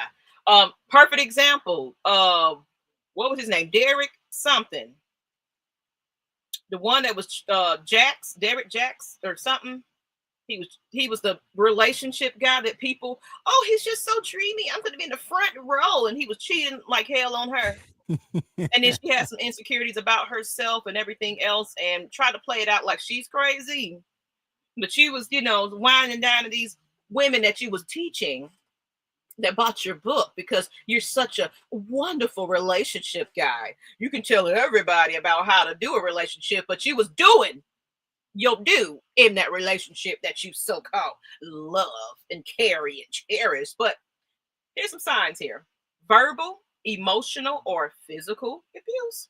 I didn't just say physical, it can be verbal, saying things out your mouth. So insults, intimidation, threats, or actual physical harm. So it doesn't have to be where somebody actually hits you. It can be things that they say, to you in the side, like you're fat. I don't like how Mm. you look like that. You just, ugh, I can't stand that. Look at you no more. And then you're starting to feel like, oh my God. Then somebody else come up there and love all of it and just be telling you, damn, I like a little weight on you. And then you started thinking, I don't know though. my mate doesn't like it. Then you start doubting yourself. You start feeling bad. You start eating more. You're just like, I'm just going to give up on myself. Um, Isolation. This person tries to cut you off from friends, family, or your support systems. Let's think about it. There you go. Derek Jackson, the relationship guru. I laugh at that one. And of course, we're talking about relationship things and everything as well, but we keep it, we keep it real. We're not going to gaslight you and make you feel like we know it all. We're going to admit, like, you know what, I made my mistakes as well. And I'm going to tell you how I did that. So, well, they're like, that person is just the perfect guy, but then it's like you can't talk to anybody. They're not trusting you. They got a tracking device on your car when you're coming and going. Stalking or monitoring, tracking your location, reading your message, like I said, without permission, because that's it. That people don't understand. You can have privacy in your own relationship. You can invade those privacies. There's a such thing. I know that's a hard topic to talk about, but you should be able to have your own privacy. That's like You should. your mother is ill and is telling you some things that she just don't want anybody else to know. And she's like, you know what? Don't tell anybody that something is going wrong. This is between me and you. That person reading and like, oh, I didn't know your mom was. Now my feelings are hurt. It's like that was very protected information I've shared with my, relation, my mother. I didn't want you to know. I was going to come to you when I felt it was the case, but because she said not to, that's invading that privacy. Escalating aggressions, arguments that increasingly involve yelling, breaking things, or violence. Now, I left that for the last because people think that abuse is all physical. Oh no, it's not. Have you ever been through a physical or verbal? If you want to talk about it, you don't have to. Anybody in the chat, if you want to kind of say you can relate to some of these things, have you ever dealt with that before? Mm-hmm. Talk about it. Yes, I definitely. It's the candid confession hour, you guys. Go ahead Yes. and Let me tell you something. I've dealt with more verbal abuse than physical. But in my last relationship, and again, I don't mind talking about this because we both got over it. I actually laugh at it now simply because I healed from it. I Yeah. don't like to. One thing that I will say is laughter is healing because again, people fight, people steal, people do all types of different stuff. And it's just like for me, I always find the good sides of it. But yes, I have been. Now, I would say it was only 10%. So I wasn't getting beat on like that. But I can tell you, as an empath, and for people who don't know what an empath is, it's somebody who can feel other people's energy. Like we can just feel when something's off. Being an empath and getting verbally abused feels as bad as physical because Oh it yeah. feel like you jabbing me with a knife. Like I used to literally, before I cleansed myself, before I cleansed my aura, and before I knew who I was, just the person just talking to me, it literally felt like somebody took a knife and was just like jailbreaking me and just twisting it. And when I would explain it to them, oh, stop being a bitch, stop being, you need to stop that. What's the problem? And they didn't know what an empath was. They didn't know that their words were daggers because it's energy. Like right now, Maggie and I were calm. So everybody's loving the Candid Room vibe and the energy. But imagine if we was, y'all, there's something that it Yeah. would just cause that craziness. And we would just have to pull one of those. Hold up. Hold up now. Hold up. We ain't about to be doing this. So Red flag. yeah. So for me, I have dealt with a lot of the mental abuse is actually worse than the physical because the physical, you can see it and it'll heal. Yes. The mental one can be a womb for 40, 50, 60 years and you don't see it. So the mental abuses of someone calling you fat, ugly, you're no good, you'll never be anything without me. The brain is so brilliant that it will be like a record player that stays in there. And then just like Usher's songs where it said having to deal with his or her mistake, Be careful what you say to people, because when they get into another relationship, the next person has to deal. We love you too, AJ. The Thank next person has to deal with cleaning up what you messed up if that person. So be very, even the smallest thing, y'all, I'm telling you, the smallest thing that you think is not something major to somebody, oh, you be all right. All I did was just say your eyebrow is crooked. That little thing that's small to you. And it takes me back to my second relationship. I couldn't stand when she used to say, it's not that big of a deal. That used to make me boil on fire, because what's not a big deal to you you. is a big deal to me. And once again, you never know what a person is thinking and what could cause them to downfall years later. Your words have power now. Absolutely. And Maisha, thank you for your honesty. Like I said, this if you're new here, hit the subscribe button. This room right here, the Candid Room, is a place where you can be candid, honest, open, unbiased, and it's a safe space. Okay. So you don't have to say a name or anything like that. But if you want to express yourself, people come under aliases. They're not even the name of their YouTube channel or what have you. But we will never allow the disrespect.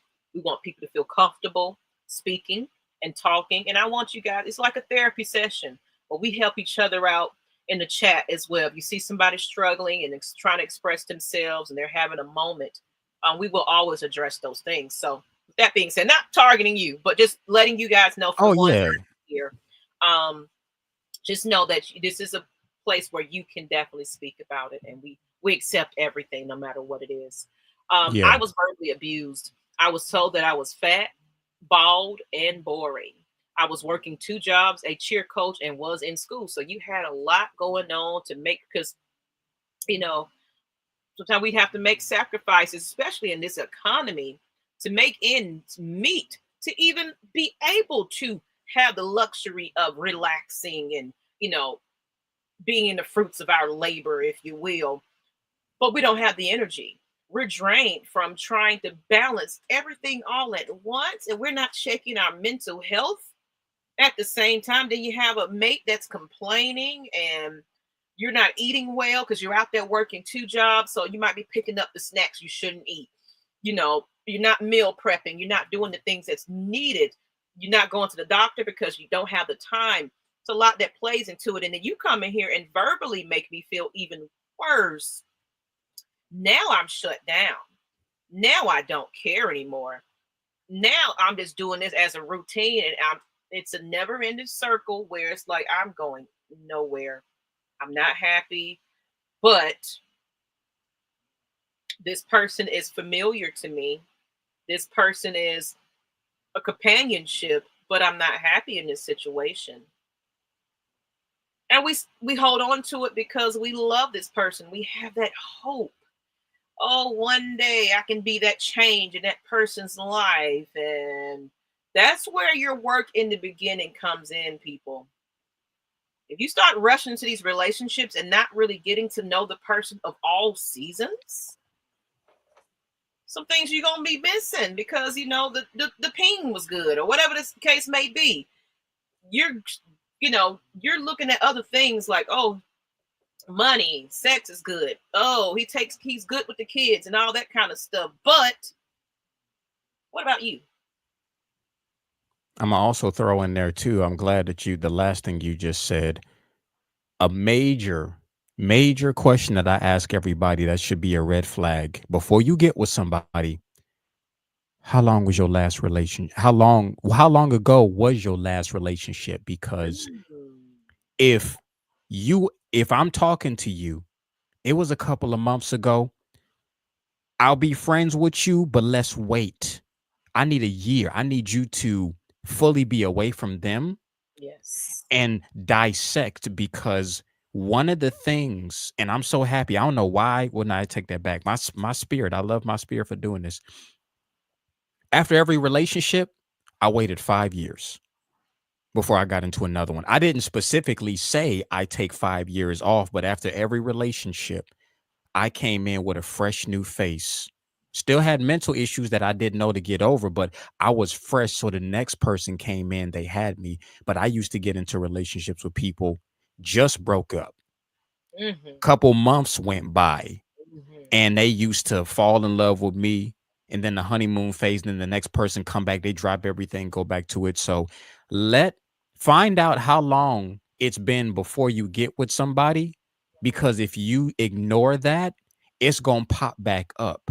They at least need a year to decalibrate, to be able to heal, because I'm Google telling you, said, you don't want that baggage coming into your relationship, because they're still suffering from what that other person did, and it you doing something small may set them off, and because they didn't get a chance to unload that baggage, you get all of that poured on top of you. It's not a fun feeling to have. I'm gonna get to ATL Leo's comment, but I'm gonna piggyback off what you were just saying too.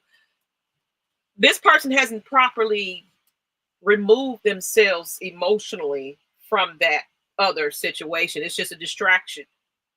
You are just that little piece right there. And notice how sometimes in some of these relationships that you get in, they just broke up. Oh, everything's going good with you two, but then all that person got to do is just call back, baby, baby, let me love you.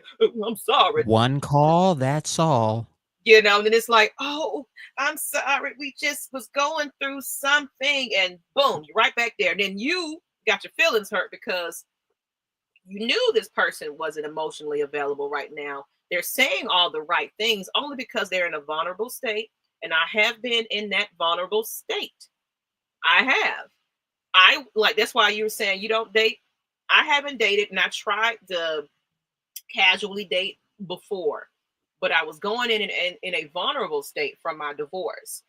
And I'm thinking I could just be cool and casual with people, and situations happen, thinking that it can just be that. But no, emotions get involved in these things.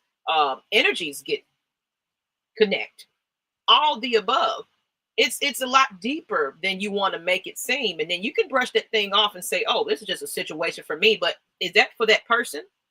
Does that person feel like this is just a situation? They're over here and saying, "I love you. I'm in love with you, actually.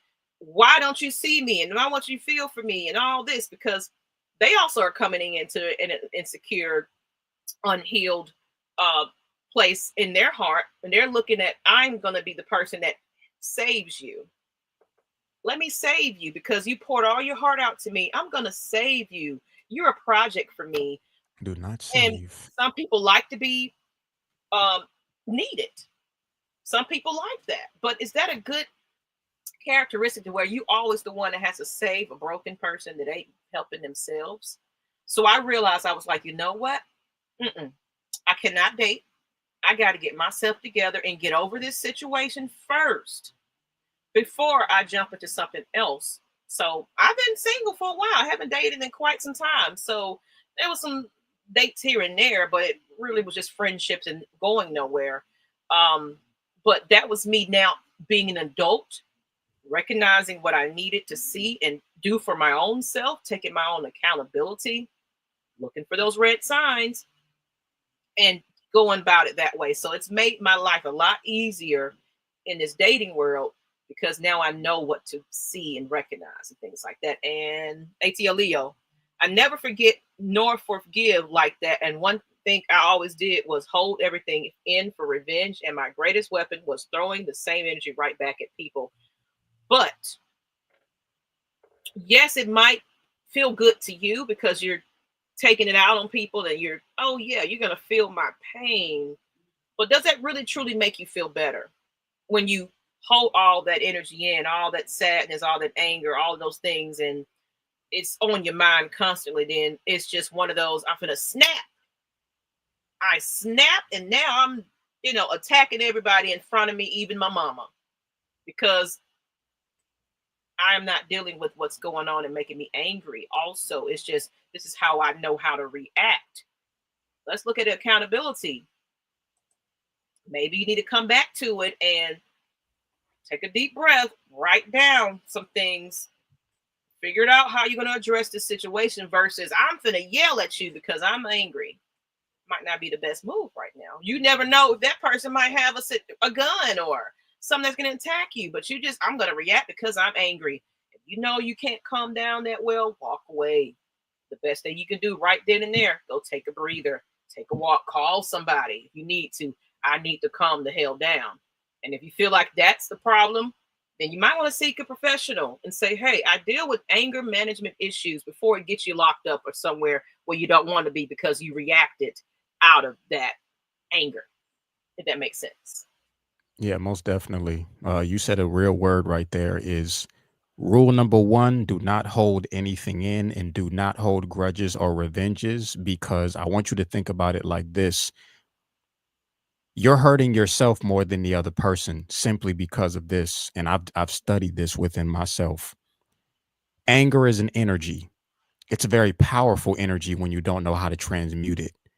So when you hold stuff in and say, you know what, I'm not going to talk to this person because there are all this other stuff and forget them, whatever.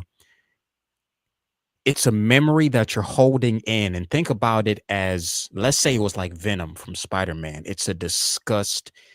What happens when you hold in what you're feeling from someone? You deteriorate, you age.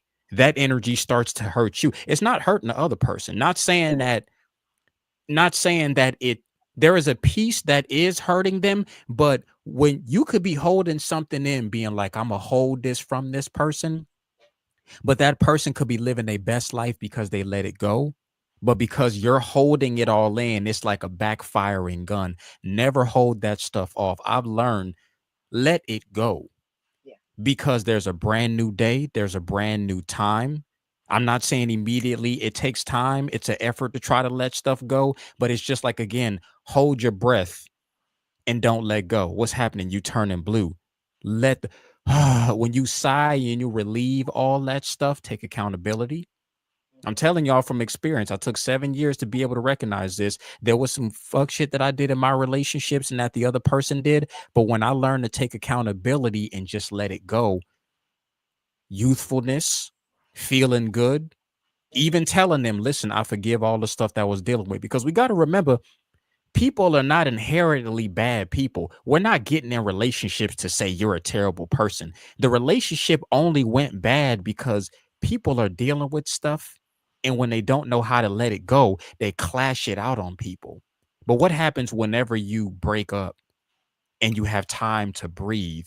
That person usually says, I was dealing with something back at that time and I didn't know how to speak correctly. Now I feel better. So it's that time, it's that healing, it's them being able to recognize who they are. And even if they don't recognize who they are, you get yourself together, Mm-hmm. because I've seen it to where I got myself together and I came back to tell the other person, and maybe they I still don't want to deal with you, but I told them I forgave them. I dropped that weight. And I know because they got a chance to see, well, dang, I didn't expect Aaron to forgive me. Even if they decided not to forgive me right then and there, them knowing that I was able to let it go, because they're gonna watch you from afar. Why is Yeah. he so great? Why is he so cheery and everything else? Because I told you I let it go. Everything is an energy. Do not shoot yourself constantly over these years holding on to stuff. Let it go, let it flow. Be the best person that you're gonna be. Forgive yourself, forgive them from afar. Not saying you got to talk to them, but when you hold on to it and it stops your new energy and blessings from coming in. And I'll say this last bit, then I'll drop it back to you, Maggie. When you get out of a relationship, Mm-hmm. don't think that I left this other person and I'm gonna find somebody better, simply because the mind is a recorder. The person you got with, if you don't change your ways, you're gonna get with the same exact Same person, but they're person. gonna have a different body. Because Mm-hmm. think about it like this. Oh, you got with that person. And even though it went bad, you still chose them for a reason. If you get out of a relationship and you don't recognize, who do I have a pattern of picking? Bad boys or bad girls or people who act a certain way. That person you chose, you're going to attract, because you still think in the same way. Oh, they got a different body. They got new money. They got this, but you still chose the same type of Mm-hmm. person. So you got to look at, who am I picking? Because, like I said, the grass ain't greener on the other side if you still using the same chemicals. Mm-hmm. The garden ain't gonna grow if you still don't know how to garden properly. So it's you as a whole, not necessarily that self accountability will sting. But the moment you say, you know what, one finger, three coming right back at you. Take that accountability that allows you to grow, and now you untouchable. And a lot of times, who you attract is who you are. Sometimes. Exactly, 100%. 100%. Everybody you attract has to do. It's a mirror dimension. If you ignorant, you're gonna attract the ignorant person. If you self-loving, you're gonna attract a self-loving person. So that's enough. Thank you, Maggie. Thank you for saying that. Whoever you dating, if you keep saying these motherfuckers ain't shit, it's because you ain't Don't shit. get some Because H. again, There you right, go. it Say ain't that. them. Say You that. attracting everybody who is the same as you, because once again, your words are power. If you keep saying every woman ain't shit, why do you think you keep attracting them? Because you said every woman ain't shit. Start saying stuff like every woman is beautiful, unique, and wise, and I attract only the best. That's when it starts to come around there. Self-reflection. Especially when you have a type, like you said. Type. Oh, Type. I always want my woman, a man, and be this, and then you got that list again. You got that unrealistic list, and then you look at yourself like, someone said it best. And of course, AJ, we're gonna get to your comment a little bit later. I started so we can come back to it at the end, but we got to continue this conversation about red flags. Um, it's basically where I was going. I said I got lost. I lost it now. I don't forgot where I was going. It'll boomerang back. It always comes Boomerang back. back. I forgot where I was going with it.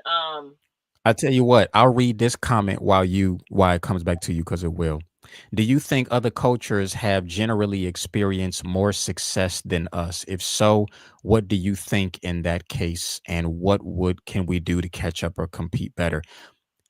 No, I would say every generation, every race and culture has experienced the same thing, but I will say those who have, because not every ethnicity started at the same time on this planet. That's just facts. Y'all can look this up. So I believe that people who have more melanin, and again, melanin comes from the sun, it comes from how long you've been here, your blood type, all that stuff. I don't think any other race has experienced more than us, which is why we're so forgiving, which is why we're so loving, which is why we can keep bouncing back. So I definitely think that the more melanin you have, and again, that's how dark skinned you are. It's not just a color, it's literally a pigment. But those of us who have been on this plane of existence longer, I wouldn't necessarily say it's success, but I will say it's experience. You know what I'm saying? And so it's not that we have to catch up. It's not that we gotta, everybody's culture is different. So everybody's not gonna do the same thing. Everybody's not gonna experience the same stuff. But we also got to remember this land of America is not true to what it is. The culture has been diluted down. So here in America, it's actually a lot harder because this land was taken over from all these wars. So the originality almost has been tainted because everybody came over and just started to get a piece of the puzzle. So it just depends on where exactly that you're coming from. But again, that's just my opinion. But I want everybody to relate it to remember how we got here and who's dealt with what versus who hasn't. and I'm just gonna add to that one because I lost everything I was gonna say, but it's a good question. About just doing, do we think that other cultures have generally experienced more success than us?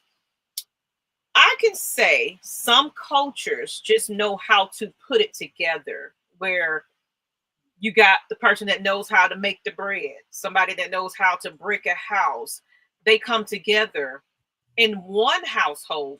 It's multiple streams of income coming in together. So they're pulling together a little bit more to figure it out. Now, to the naked eye, it might look like they have a lot of success. Yes, because they're supporting each other in some type of way. Like some people that come from different countries that come here, the dollar is different here in the US. They send it back to their people, etc., etc. It's just how sometimes other cultures will pull together with each other. They're okay with living with families of two or three in one household. They're just making end meet the best way they can. and of course they're doing these businesses and things like that. They're knowing how to hustle and do things to make their income. Doesn't necessarily mean that they're solely successful. It's because of the background of everybody else that kind of comes into play of that success. Or some parents don't let their children just, you're 18, you get out of my house. Some parents allow their kids to stay there, go to college, get it together, have their things, but it's all because of what has been available to them, resources and things like that, and utilizing it. We have access to those very same resources, but sometimes our culture, we're worried about the materialistic things of things. Oh, that car, that gold chain, that thing. Do you have a life insurance plan? You know, but that all comes with what was important to us growing up with our parents on down and things like that. So, but I do see that our culture have very, very, very successful people that are now starting to teach it to others. It's just a matter of us coming together like everybody can be. I feel like we're better together than apart when it comes Oh, out yes. here to success. I need you. You need me for various reasons. I don't know one person that can do a solo business by themselves and just, you got to have the help of somebody. Don't let nobody tell you oh, I got all this, but your mental and everything else, you're not sleeping, you're not eating because you're doing this all on your own. You can finally sit down and like, hey, I see that you do marketing. Could you help me in this portion? And what I keep talking about, the masterminds of business, when people can come together with different aspects of business, your weaknesses is my strengths, etc. But we learn to come together like that and not gatekeep, but you're teaching somebody how to also do it. That's what creates more successful people in our culture. Yeah. And I'll say this last thing, then we'll continue. I'm gonna drop some key points. Look up. Notice I said look up ancient Kemet, because before we got here, ancient Kemet, we were successful beyond everybody. Black Wall Street, beyond everybody. Mhm. Harlem Renaissance, beyond everybody. We gave everybody rock, blues, jazz, Mhm. R&B. Mhm. They just decided to take and whitewash it or otherwash it and give it to their glory. We built this nation and every other nation thereof. So the success they branded taking from us Mhm. when the 90s, once the crack epidemic hit, the drugs got put on the street in the 90s and the music. Remember where we came from, because we've always had that success. But if you look at today, they just teach you were these slave movies. That's why I stopped supporting them, because mentally it's trying to say all you came was from nothing and you own our success, when that's a whole load of crap. We have influenced every single nation around the world. So the success they're learning from us, but we just have to literally climb back up to get to that point. And just like you said, Maggie, they broke up our households. We were successful. We were together. We prayed. We did all these other things. But now they got us to tear ourselves apart to where now we're so far away from one another that we forgot how to come back together. So that's why we love doing these shows. And remember, I'm going to say this last thing: look up and remember where you came from, because they will easily try to make you forget. Absolutely. They erasing our history books and everything. So, and then of course, I knew relationship part of red flags was going to be a deeper one, but honestly, relationships can be friendships as well, Hmm. your work relationship, your business relationship. So there are, we're not going to get deep into that, but just think about how toxic a job can be sometimes. The people that are around you, your friends that sit there and are jealous of you or not there for you, but only call you when they're needed, when they need you and etc. So we can probably make this a part two possibly about that, but Yes. because we can go forever and ever and a day. So it's more that we can get into it, but we want to get into why we ignore these red flags. And I'm gonna make this brief and short because we've been going and talking. I know as soon as we get into these conversations, it goes good. But I'm glad the interaction is happening. It means people are listening and taking something from it. But we often ignore red flags in business and work for the same reasons people ignore them in relationships. A mix of psychology, pressure, and hope. Here are the biggest reasons: optimism, bias. It'll work out. You know what? We convince ourselves that things will improve even when the signs say otherwise. We focus on potential rewards rather than current risk. And then in business, this often sounds like once this deal closes, things will be just fine. Um, we already invested our time, so sunk costs. This is kind of in business too, why it's a red flag. We've already invested our time, money, and energy, so we stick around to protect that investment. That can be your relationship. You pay the bills. Y'all built towards a house. Now you bought the house. Your name is on the deed. That's your investment that you spent time on. Fear of loss. Fear of losing a job, income, reputation, or opportunity keeps us in a bad situation. You don't want people to judge you that your marriage didn't work out, that business didn't pan out. You just gave it your all, and it just, you know what? This is a failed project.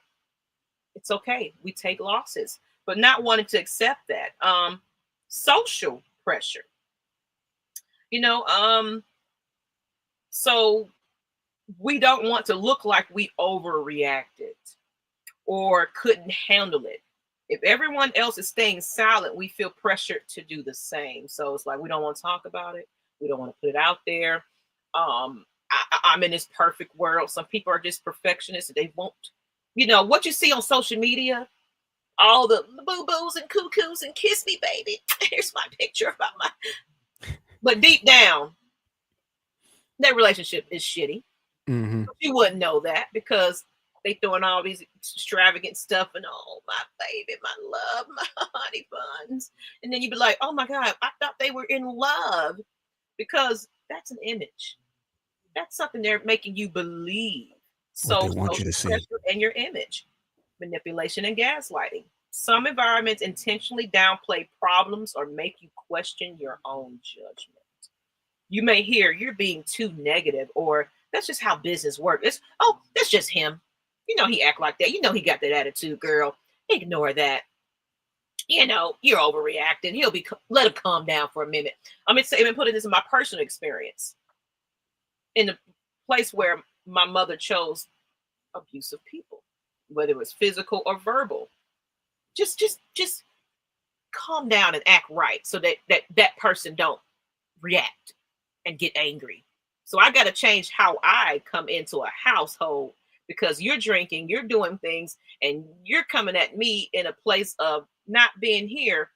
You're just angry, but I got to put up with that abuse because it's okay. Just let it pass. It's going to be all right. It's all love. So I was taught that accepting that abuse and things like that, because, he's just having a bad day. And you don't realize that creates who you become in your own relationships with people. It's like, I got to come in here and walk on eggshells around you. And because I don't want to piss you off, I don't want you to get angry with me. So I'm going to, do what I think I'm supposed to be doing with this person, because they're telling me or threatening me, if you don't do this, if you don't act right, this is a result of it.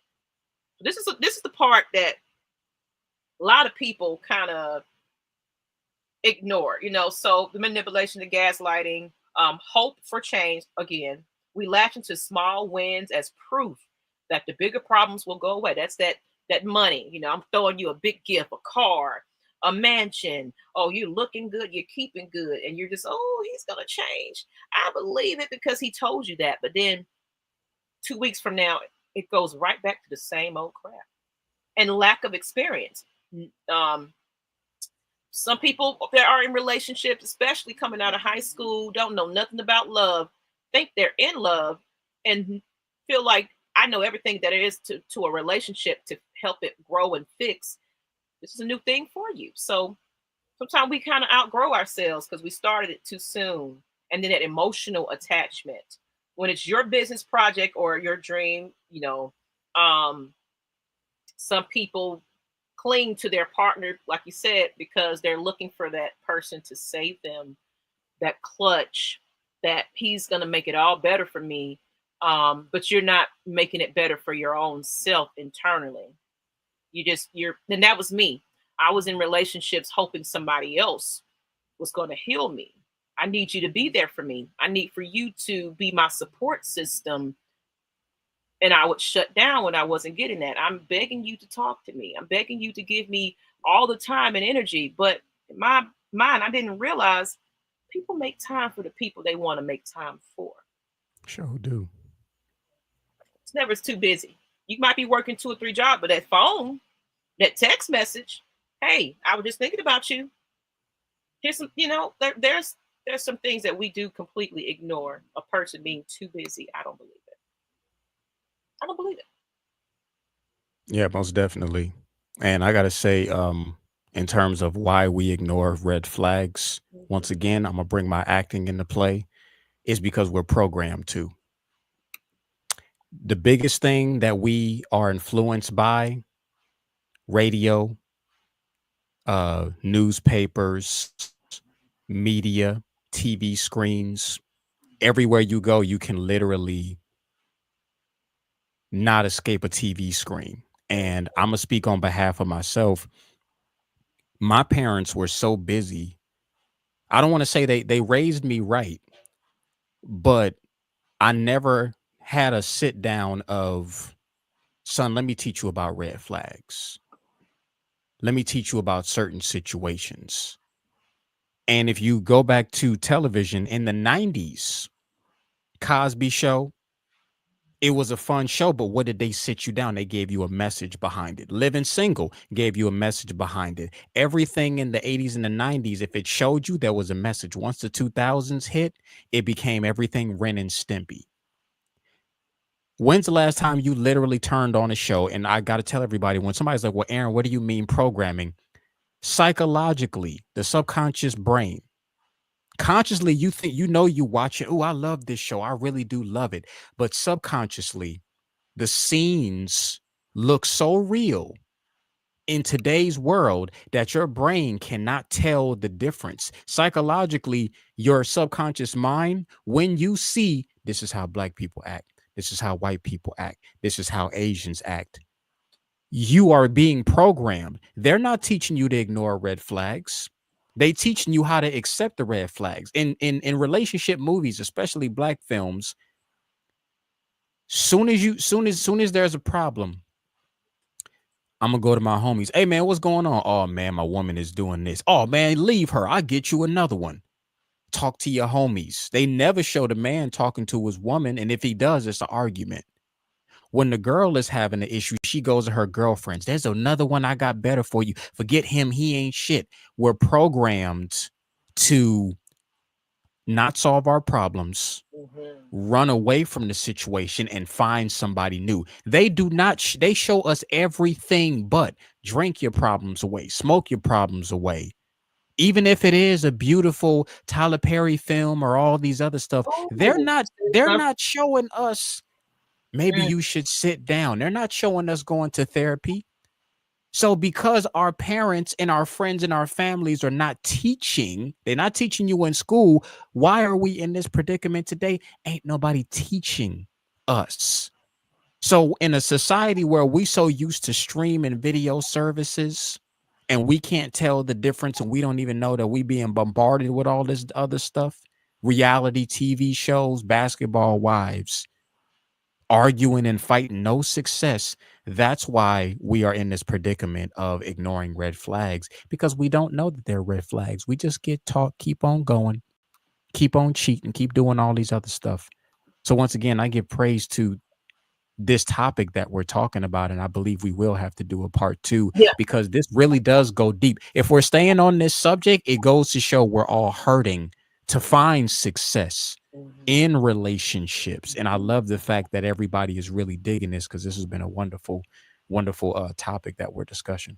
And you brought something up, and then we can move on to. We already kind of got why people ignore flags. Then, of course, how can we? We'll get to the last portion of this one. Like I said, we can do a part 2 on this one because I really wanted to get into the friendship part, Mm-hmm. um, the business part, and things like that. Because there's some deeper things that goes on with businesses and finances Oh too, yeah. as far as red flags and your friends. So, friends, we can make that the next topic.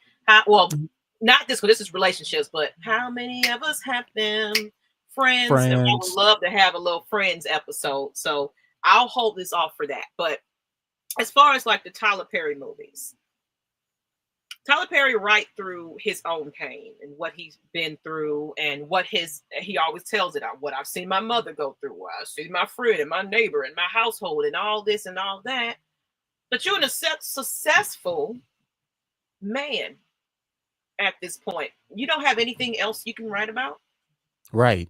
How did you overcome? And, it's always the buff, sexy man with the shirt off that comes in and scoops this girl up, and then he's an abuser and all this kind of stuff, or she's batshit crazy, and Medea's shooting guns at people. Let's be realistic.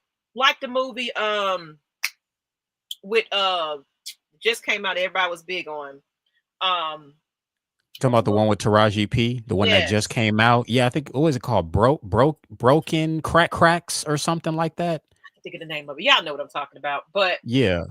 everything that happened to this lady, not saying that these things don't happen, but it was like this lady was getting beat down completely, lost. I don't know if you watched it. I did. You going from your job, your boss talking shit to you, to people taking your stuff out. Your kid got asthma and all kinds of whatever. Thank you. So you telling me all of these things happened to this lady in literally like a couple of days or however, because of course she was delusional and she actually lost her child previous to this, so she snapped. This was we was going in her snapped era of her brain. But it's like, why do you portray these people to be like this? What? It should be a balance between these type of movies and then success movies as well. Tyler Perry shames the dark skin and half praise the light skin. There's colorism in there, yes. A lot of people don't want to talk about it, but not everybody is going to be that handsome, six-figured person. Y'all got to stop portraying these characters and bring in realistic scenarios that people go through. Yes, people go through struggle and things like that, but that's not everybody. Yeah. And then, of course, it's like, okay, you telling me about how I got beat down, but then what's the end game of it? Crack jokes? Because Medea Yes. said it. I'm just going to laugh at my pain. Is that? And then we're going to sing about it? Yeah. And throw a few Bible verses. I'm tired literally of seeing the problem. Mm-hmm. What's the solution? Mm-hmm. Because Taraji P, I love her, but the only reason I watched that movie is because my mom wanted to see it. And as I was watching it, I was so pissed off because I'm just like, once again, how did she get to that point? We just see her lazy, can't pay her bills, her own people throwing her out. She going to pick up her check. Somebody came in. She was at the wrong place. She defended herself. She getting shot. We got to remember too, even if we enjoy these films, which we shouldn't be we've gotten so used to enjoying trauma. Other ethnicities think we act this way. When you see other ethnicities, white films, soon as they come on, they already in a big ass house, not even working. How did you get that big house? How are you as successful? Your kids can't stand you, but you just great. So it's like when you keep showing us in this sense of direction, we stay this way. Other races portray us this way. And like you said, Tyler Perry, he's got a studio that's just as big as Warner Brothers in the heart of Atlanta, Fort McPherson, because I used to be a military base.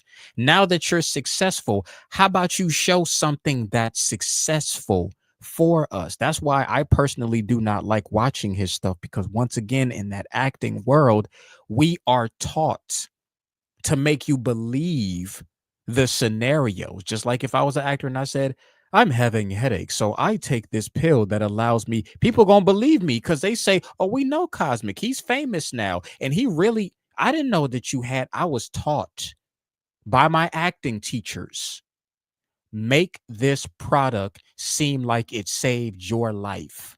That's why I left the acting game for the industry.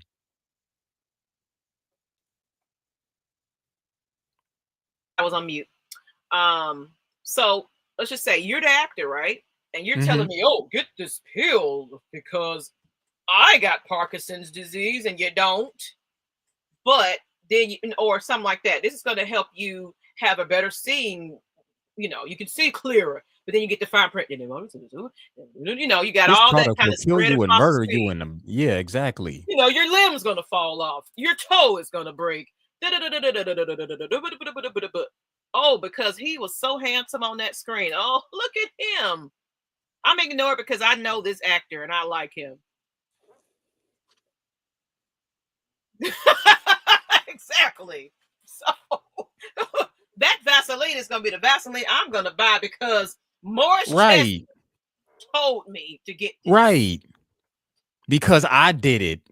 Because I got this shot. I took this pill. I decided to eat this food. You should do it as well too. It is an ugly industry when you are manipulating people, and it is a hard pill to swallow. But that's exactly why I said to myself, I got to get out and do better because I refuse to be that person. Imagine people coming up to you, Aaron, because you were on this commercial and you told me that this would save my life. And think about how many millions of people, Mm-hmm. Aaron, I can't, but I was an actor. They paid me again. Red flag. You took the money. I literally remember the point to where I said, I am not about to feed my own people or anybody else poison. I can't have that sit on my system. As much as I would like to literally, because I did want the Maggie again, you know me. I was going for the fame, the lights. I want the Lamborghini. I want the great things. I want this. I want people to admire me. But my consciousness, stop ignoring that voice in the back of my head. My flag was as big as that when I literally realized what was going on. And I said, forget that. If I'm going to make sure, I'd rather be successful telling people what not to take and how to be better, because the stuff that they got us taking and doing is ruining people's lives, and I am not about to be a part of that. So I said, I'm out. Yes. So we've been going. You know, sometimes we're gonna have these episodes that, you know what, I came in here with no energy, and I just some reason when I just get with my Gemini twin here, all the energy, I got all the talk in the world. So we're gonna wrap this up because we are closing in on the 2 hours here and a half almost. We're gonna give you guys your evening back, but it's no football tonight, so we can get away with that today. Okay. So, or maybe it is. I don't know. I don't think we have preseason games on Mondays, but you know how to ignore those red flags. I mean, how to stop ignoring them because now you know how to recognize them. You know what they look like. You know how to stop ignoring them. And here's some practical steps. Just listen to your gut. Oh, yes. You know, you feeling some uneasy and everything. You know how the grandma's baby. I'm gonna warn you about that one. Listen to grandma, especially those spiritual grandmas that you know they can feel some things. It's like I don't know about that one. You might want to check that one out. What you mean? Let me check them out. Do your research for one thing. There's Google is everywhere, people. And now we Type got in them AI people. right at your fingertips. You know, tell me about Rashad Johnson here. Mm, mm, mm. Okay. Find out about you. I'm sorry. You gonna sometimes have to do your research. You have to, you know, if a person, let's just say we get in a relationship, if a person is very uh defensive about going to get a test, your mind chart, all it's a lot of things that you can check before you get in a relationship with somebody. Okay. Just because they fine and they look good does not mean they're not healthy or not. You don't know that. So I always my chart. Let's have that conversation. all of that the above before we get into any type of relationship. I'm sorry. Feel some type of way about it, that means you're not meant for me anyway. If that's a problem that bothers you, because I take my health seriously, you know, set boundaries early. What you allow is what you allow. If you don't go ahead and tell your person that you're pursuing or business or whatever the case may be, this is what I require. My terms and agreements. Terms and agreements in order for us to consider being with each other. And then, of course, that person, my terms and agreements, we already figure out. Because this is where the people go wrong. In the beginning of a relationship, they don't know how someone's parenting styles is. Mm. That's a big one.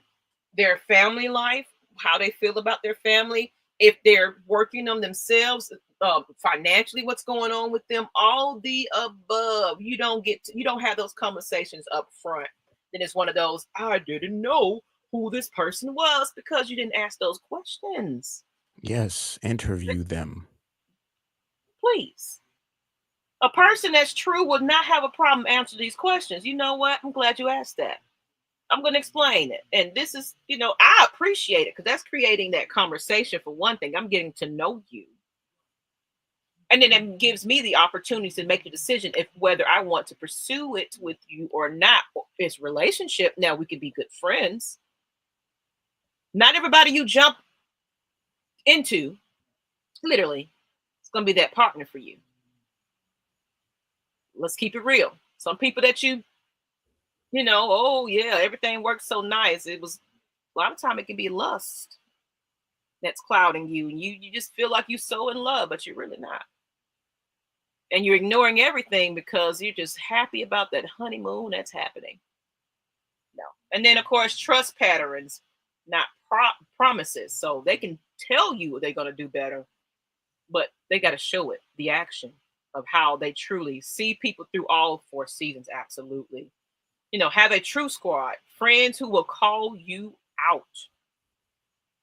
I could come to Aaron like, well, you said your real name, Cosmic. Well, it's all good. Yeah. Aaron Cosmic, they know. Dude, you want that friend. It's like, look, friend, like I did it with a situation where, he was pursuing podcasting and things like that. It's like, nope, that ain't it for you. That person right there is weighing you down. You might want to reconsider it. I didn't think about that because you need those outside people that's, outside looking in that can kind of say, oh, wow, I'm glad you brought that to my attention. I don't need yes men in my life. Tell me where I'm wrong. And then, of course, suggest a red flag journal for reflection. So write down some of these things that you learned from these relationships and what to look for now. Have a list. Put it down. So now you won't go back and retrack your steps to another person in another body of the same type. So there you go. And what about you? How to stop ignoring it? This one is very, very, very, very good. You know how jobs do self-evaluations?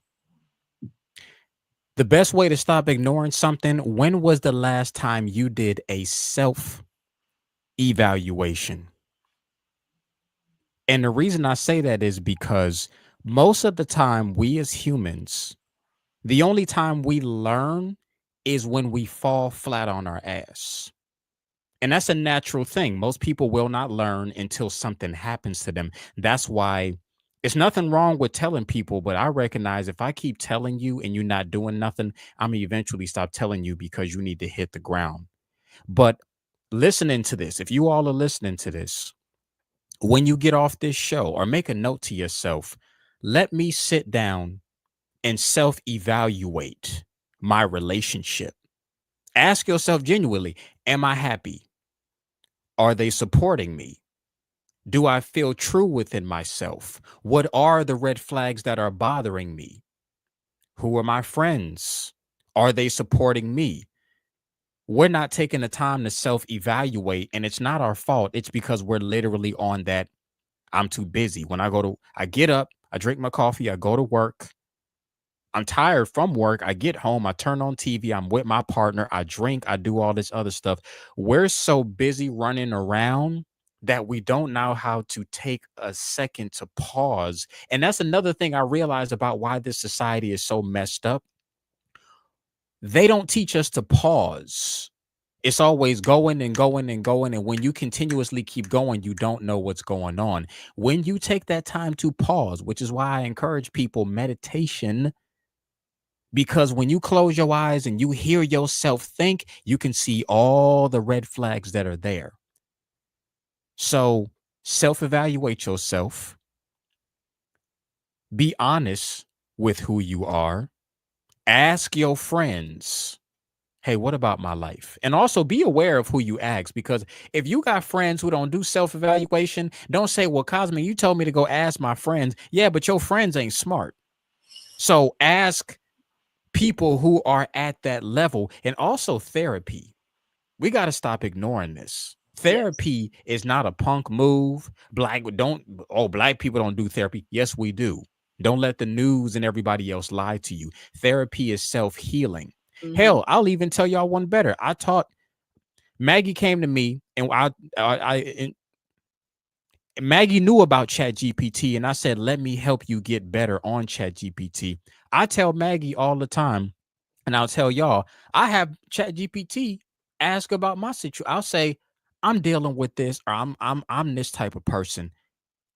What do I need to work on? ChatGPT literally has been my therapist for $20 a month because it's not biased and it will literally tell you that. I'm not saying that everybody has to do this, but when you have a system that you can ask it questions.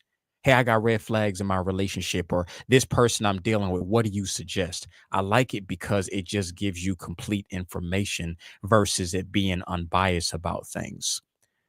So when it comes down to how to stop ignoring, you got to just not ignore, but really it's taking a look at your life in its totality. Most people don't want to stop and take a look at it because they're like, but if I find out I spent 5 years or I spent 20 years, I don't care how long you spent. Are you going to continuously going down that path? Because if it does require you to break up, to divorce, to split, to change your lifestyle around, wouldn't you actually be happier knowing that you decided to say, I got to take care of myself? Even though I invested all this time, I need to go back into investing myself. That's 100. That's 100. And then we're gonna close this on and out. Thank you, ATL Leo, thank you, Maisha, and everybody. But it's the last thing I want to put in your head. Like I said, we're gonna have to probably make a part two of this one. But Yeah. um the problem is, especially when it comes to these relationships, we do not allow ourselves time. Like you Hmm. said, accountability, we jump into the next thing that's going. And we're not giving us enough time to heal from it. Because some people are just so accustomed, I gotta be with somebody, I gotta have somebody, and they're not properly healing. So they're taking that bag lady, you're gonna hurt your bag, dragging all those bags like that. I guess nobody ever told you how much you hold on to is you.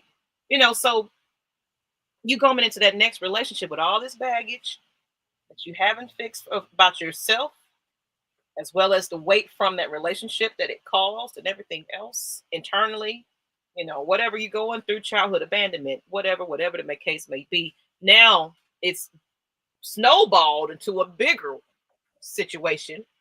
And you go into this next relationship because you just got to be up under somebody all the time. Some people say, oh, the best way to get over is to get up under somebody.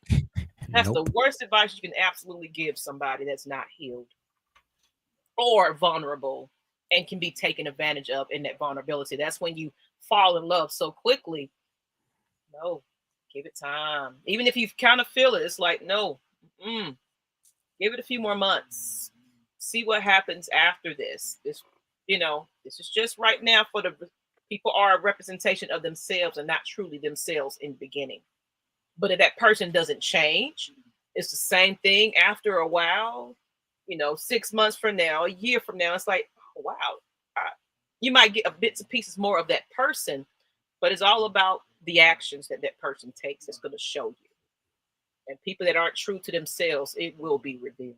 So stop ignoring the red flags. Okay. Absolutely. And choose who you get advice from. Look at their lives. That's one thing that I really did understand. I'll relate this to my family. My family used to tell me about my relationships, not saying that they were wrong, Mhm. but I literally look at who's giving me advice now. And if your relationship is not successful, do not tell me about mine. If your life is not successful, do not give me advice because you're telling me how you're approaching things. But if yours is no better, and we have a tendency to always project and look at everybody else's lifestyle. It's easy to look at everybody else's problems, but when I say a Gemini pays attention, I analyze every single thing, and I be looking sometime at my family members, not family and friends, and be like, "How you gonna say something about this person when I'm clearly seeing that you do the exact same thing?" And that's when Sweep that the light bulb front was like, porch of your own house first. "Right." Before you get to talking about somebody else's stuff, analyze yourself. So once again, whoever y'all decide to actually ask for advice for, find out if their life is successful because that used to be my biggest problem is I went outside of my relationship for everybody. I admit that is my candid room biggest confession. My last relationship literally went plummeting down the hill because one of my problems was I didn't know how to talk to my partner Mm. face to face because I was taught to go to other women because women know women. All women act alike.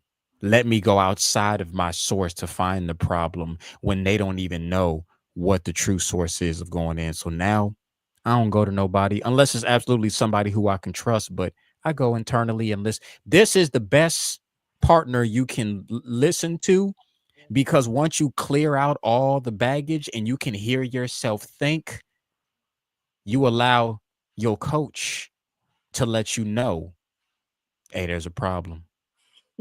There's a problem. I need you to pay attention. Absolutely. On that note, everybody, this is our toast to the journey. We always kind of, whatever you're sipping on, whether it was Kool-Aid, water, tea, what cough medicine, whatever you're drinking today, because my kids over here sniffling now because they don't went back to school. Um, we always do a toast to our journey because not only are we teaching you, we're actually living it. No, we're not going to, give you something that we're not going through and learning from it as well. So you can ask these questions because we can give you an answer from experience and things like that. And we encourage everybody in the chat to do the same. So go ahead and get your glass, whatever you got going. We're going to make a toast to the candid room where champagne kisses become confessions. Okay? Let's toast. Absolutely. All Toast to right. y'all. All Hmm. right. Good And I old just want to, H2O. I want to show this wonderful, because usually when we get on here, they see us. Yeah. This is what the candid room is, y'all. Oh, yeah. This is how, because again, when we come in, we never get a chance. This is what we want y'all to recognize. It is a chill space. It is a relaxation space. It is a place to let go, to wine and dine, and just let your insecurities go. So I just wanted to show that beautiful background that Maggie created, so you can remember where we are. So that's the candid room where you can just have a cocktail or whatever, if it's just water and orange juice. But this is a safe place for you to be able to speak amongst your peers, where it's an intimate setting, where it's everything that goes on in that candid room stays in that candid room. Oh And yes, we're going to actually expand on how we help you guys and get the message to you. um, and you'll get that from just what we do. Now we're going to close this on out, and it'll make more sense because I'm going to start implementing a couple of more tools to our conversations that we have because we do have someone, and Cosme, you can go ahead and let everybody know who you are and what is your expertise, if you will. You can kind of go ahead and you know tell us who you are. got you. So I am a certified life coach, a certified spiritual coach. I've been in this business for 7 years, and it started from me losing everything, my job, my relationship, being homeless in the car. I have self-taught myself by reading many books, going through my own insecurities, my darkest sides, and now I'm doing that to teach everyone else. So specifically, I help people who are going through their own spiritual awakening journey, or even if you're not going through your spiritual awakening journey, if you got, hey, I have issues with my life, my relationship, I want to know more so as to who I am. I'm so happy about this program that I started. It's called Divine Fit, where I help you discover who you are as a whole. There's three blueprints that I go into. It's dealing with numerology, astrology, and human design.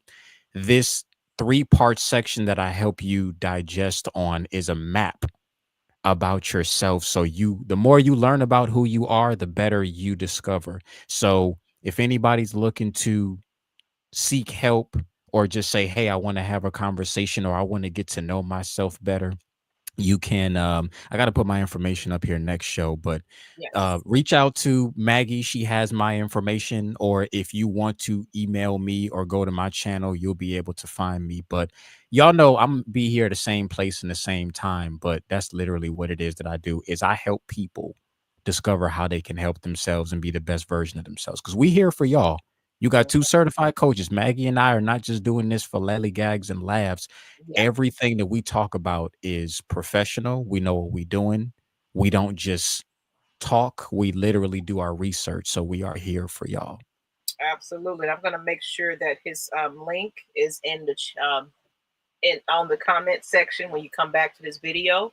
I'm also need to add it to my description now at this point. So um, if you can, well, you can send it to me in the meantime, but if you can send me that, and I'll go ahead and make sure following up into this episode that you can go back and find him. But if you need some life coaching, you got two of us here.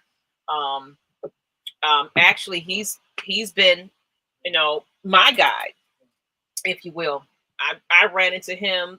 We had disconnected from high school, and going about our lives, living it, and it is something, how some way we just connected one day. And then of course it been times where we disappeared for a couple of minutes, and it's not necessarily where it was a bad friendship or anything. That it was just life was lifing at times. So we come back and say, I got this journey for you to tell you what happened, friend. What? I was going through the same thing you was going through, but he was on he started his a little earlier than I did, as far as discovering and finding myself and taking accountability and um, those things. Like you said, he had to go all the way down. I also was in those dark places as well, and I needed someone to reach out to and say, "Hey, help And me it figure came it from me, yeah, ignoring those red flags. When I say that, I'm telling y'all, do not ignore these red flags. Once again, I didn't know how to navigate the waters of ignoring the red flags. The red flags got so piled up that it's almost like I became Taraji P's character. I didn't rob a bank or anything, but I didn't realize that the straw broke my camel's back, and everything was just put to the forefront, and I had no choice but to clean up my life. So I'm telling you, do not ignore them, because this new energy that we are in, this age of Aquarius, this golden age, liar liar pants on fire, cannot exist no more. Everything is coming to the forefront. So take heed, take warning, and help yourself, because everybody about to get a taste of their own medicine, because nothing, no lies, no deceits, none of that can be held back. But don't feel ashamed, because just because, again, Maggie, even Maggie's giving me praise, but there's been times Maggie, I need help with this. I don't understand what's going on with this. Maggie is equally as I helped her. She's helped me out in so many different directions in life. And that's why I love the partnership that we have, because we will have moments where we'll grow out. and will disappear. Like I said, it's not our choice to disappear, but sometimes you do got to go into your cocoon, get Yes. them butterfly wings, and then come back and be like, look at these new wings that I actually have. I'm gonna And tell then you look at how you. Exactly. So having these type of connections is wonderful, because once again, true connections, yeah, Maggie real is, happens. awesome because again, I can tell you if I disappeared, not saying again I disappeared on her, but if something happened, Maggie would always pop back up and remind me of how awesome I was. And I really do love her for just again telling me I'm your biggest fan. I've been watching everything that you do. Yep. Those little stuff Mhm, turned into something giant that inspired me. And it mhm. goes a real long way. So that's why whatever Maggie needs, I'm gonna be like, let me tell you something. I got you. I found this out. Here's this, here's that. That's something that cannot be broken. So I appreciate you as always. And and it's funny because people don't think that the opposite sex can be like just great friends, best friends, and um, it's a lot of time they just make a bias behind it. But there's a such thing as the opposite sex can be great for one another and not be in. We have a friendship relationship, and those are the type of people I like in my life.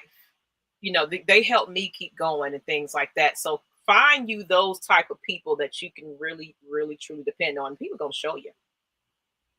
Actions is louder than words. I can tell you that. So Hmm. on that note, you can find him at that email. Email him if you want to get his links to for additional help. If you like what he's preaching and talking with you, feel like that you could connect with him on the level that you, because look at the pages that he will send you and just pay attention to all the links and everything that because man, this is a genius here. I'm telling you, there's so many talents that this man has that it can hit you in any type of way, as well as yep, Maggie became my big sister. Absolutely.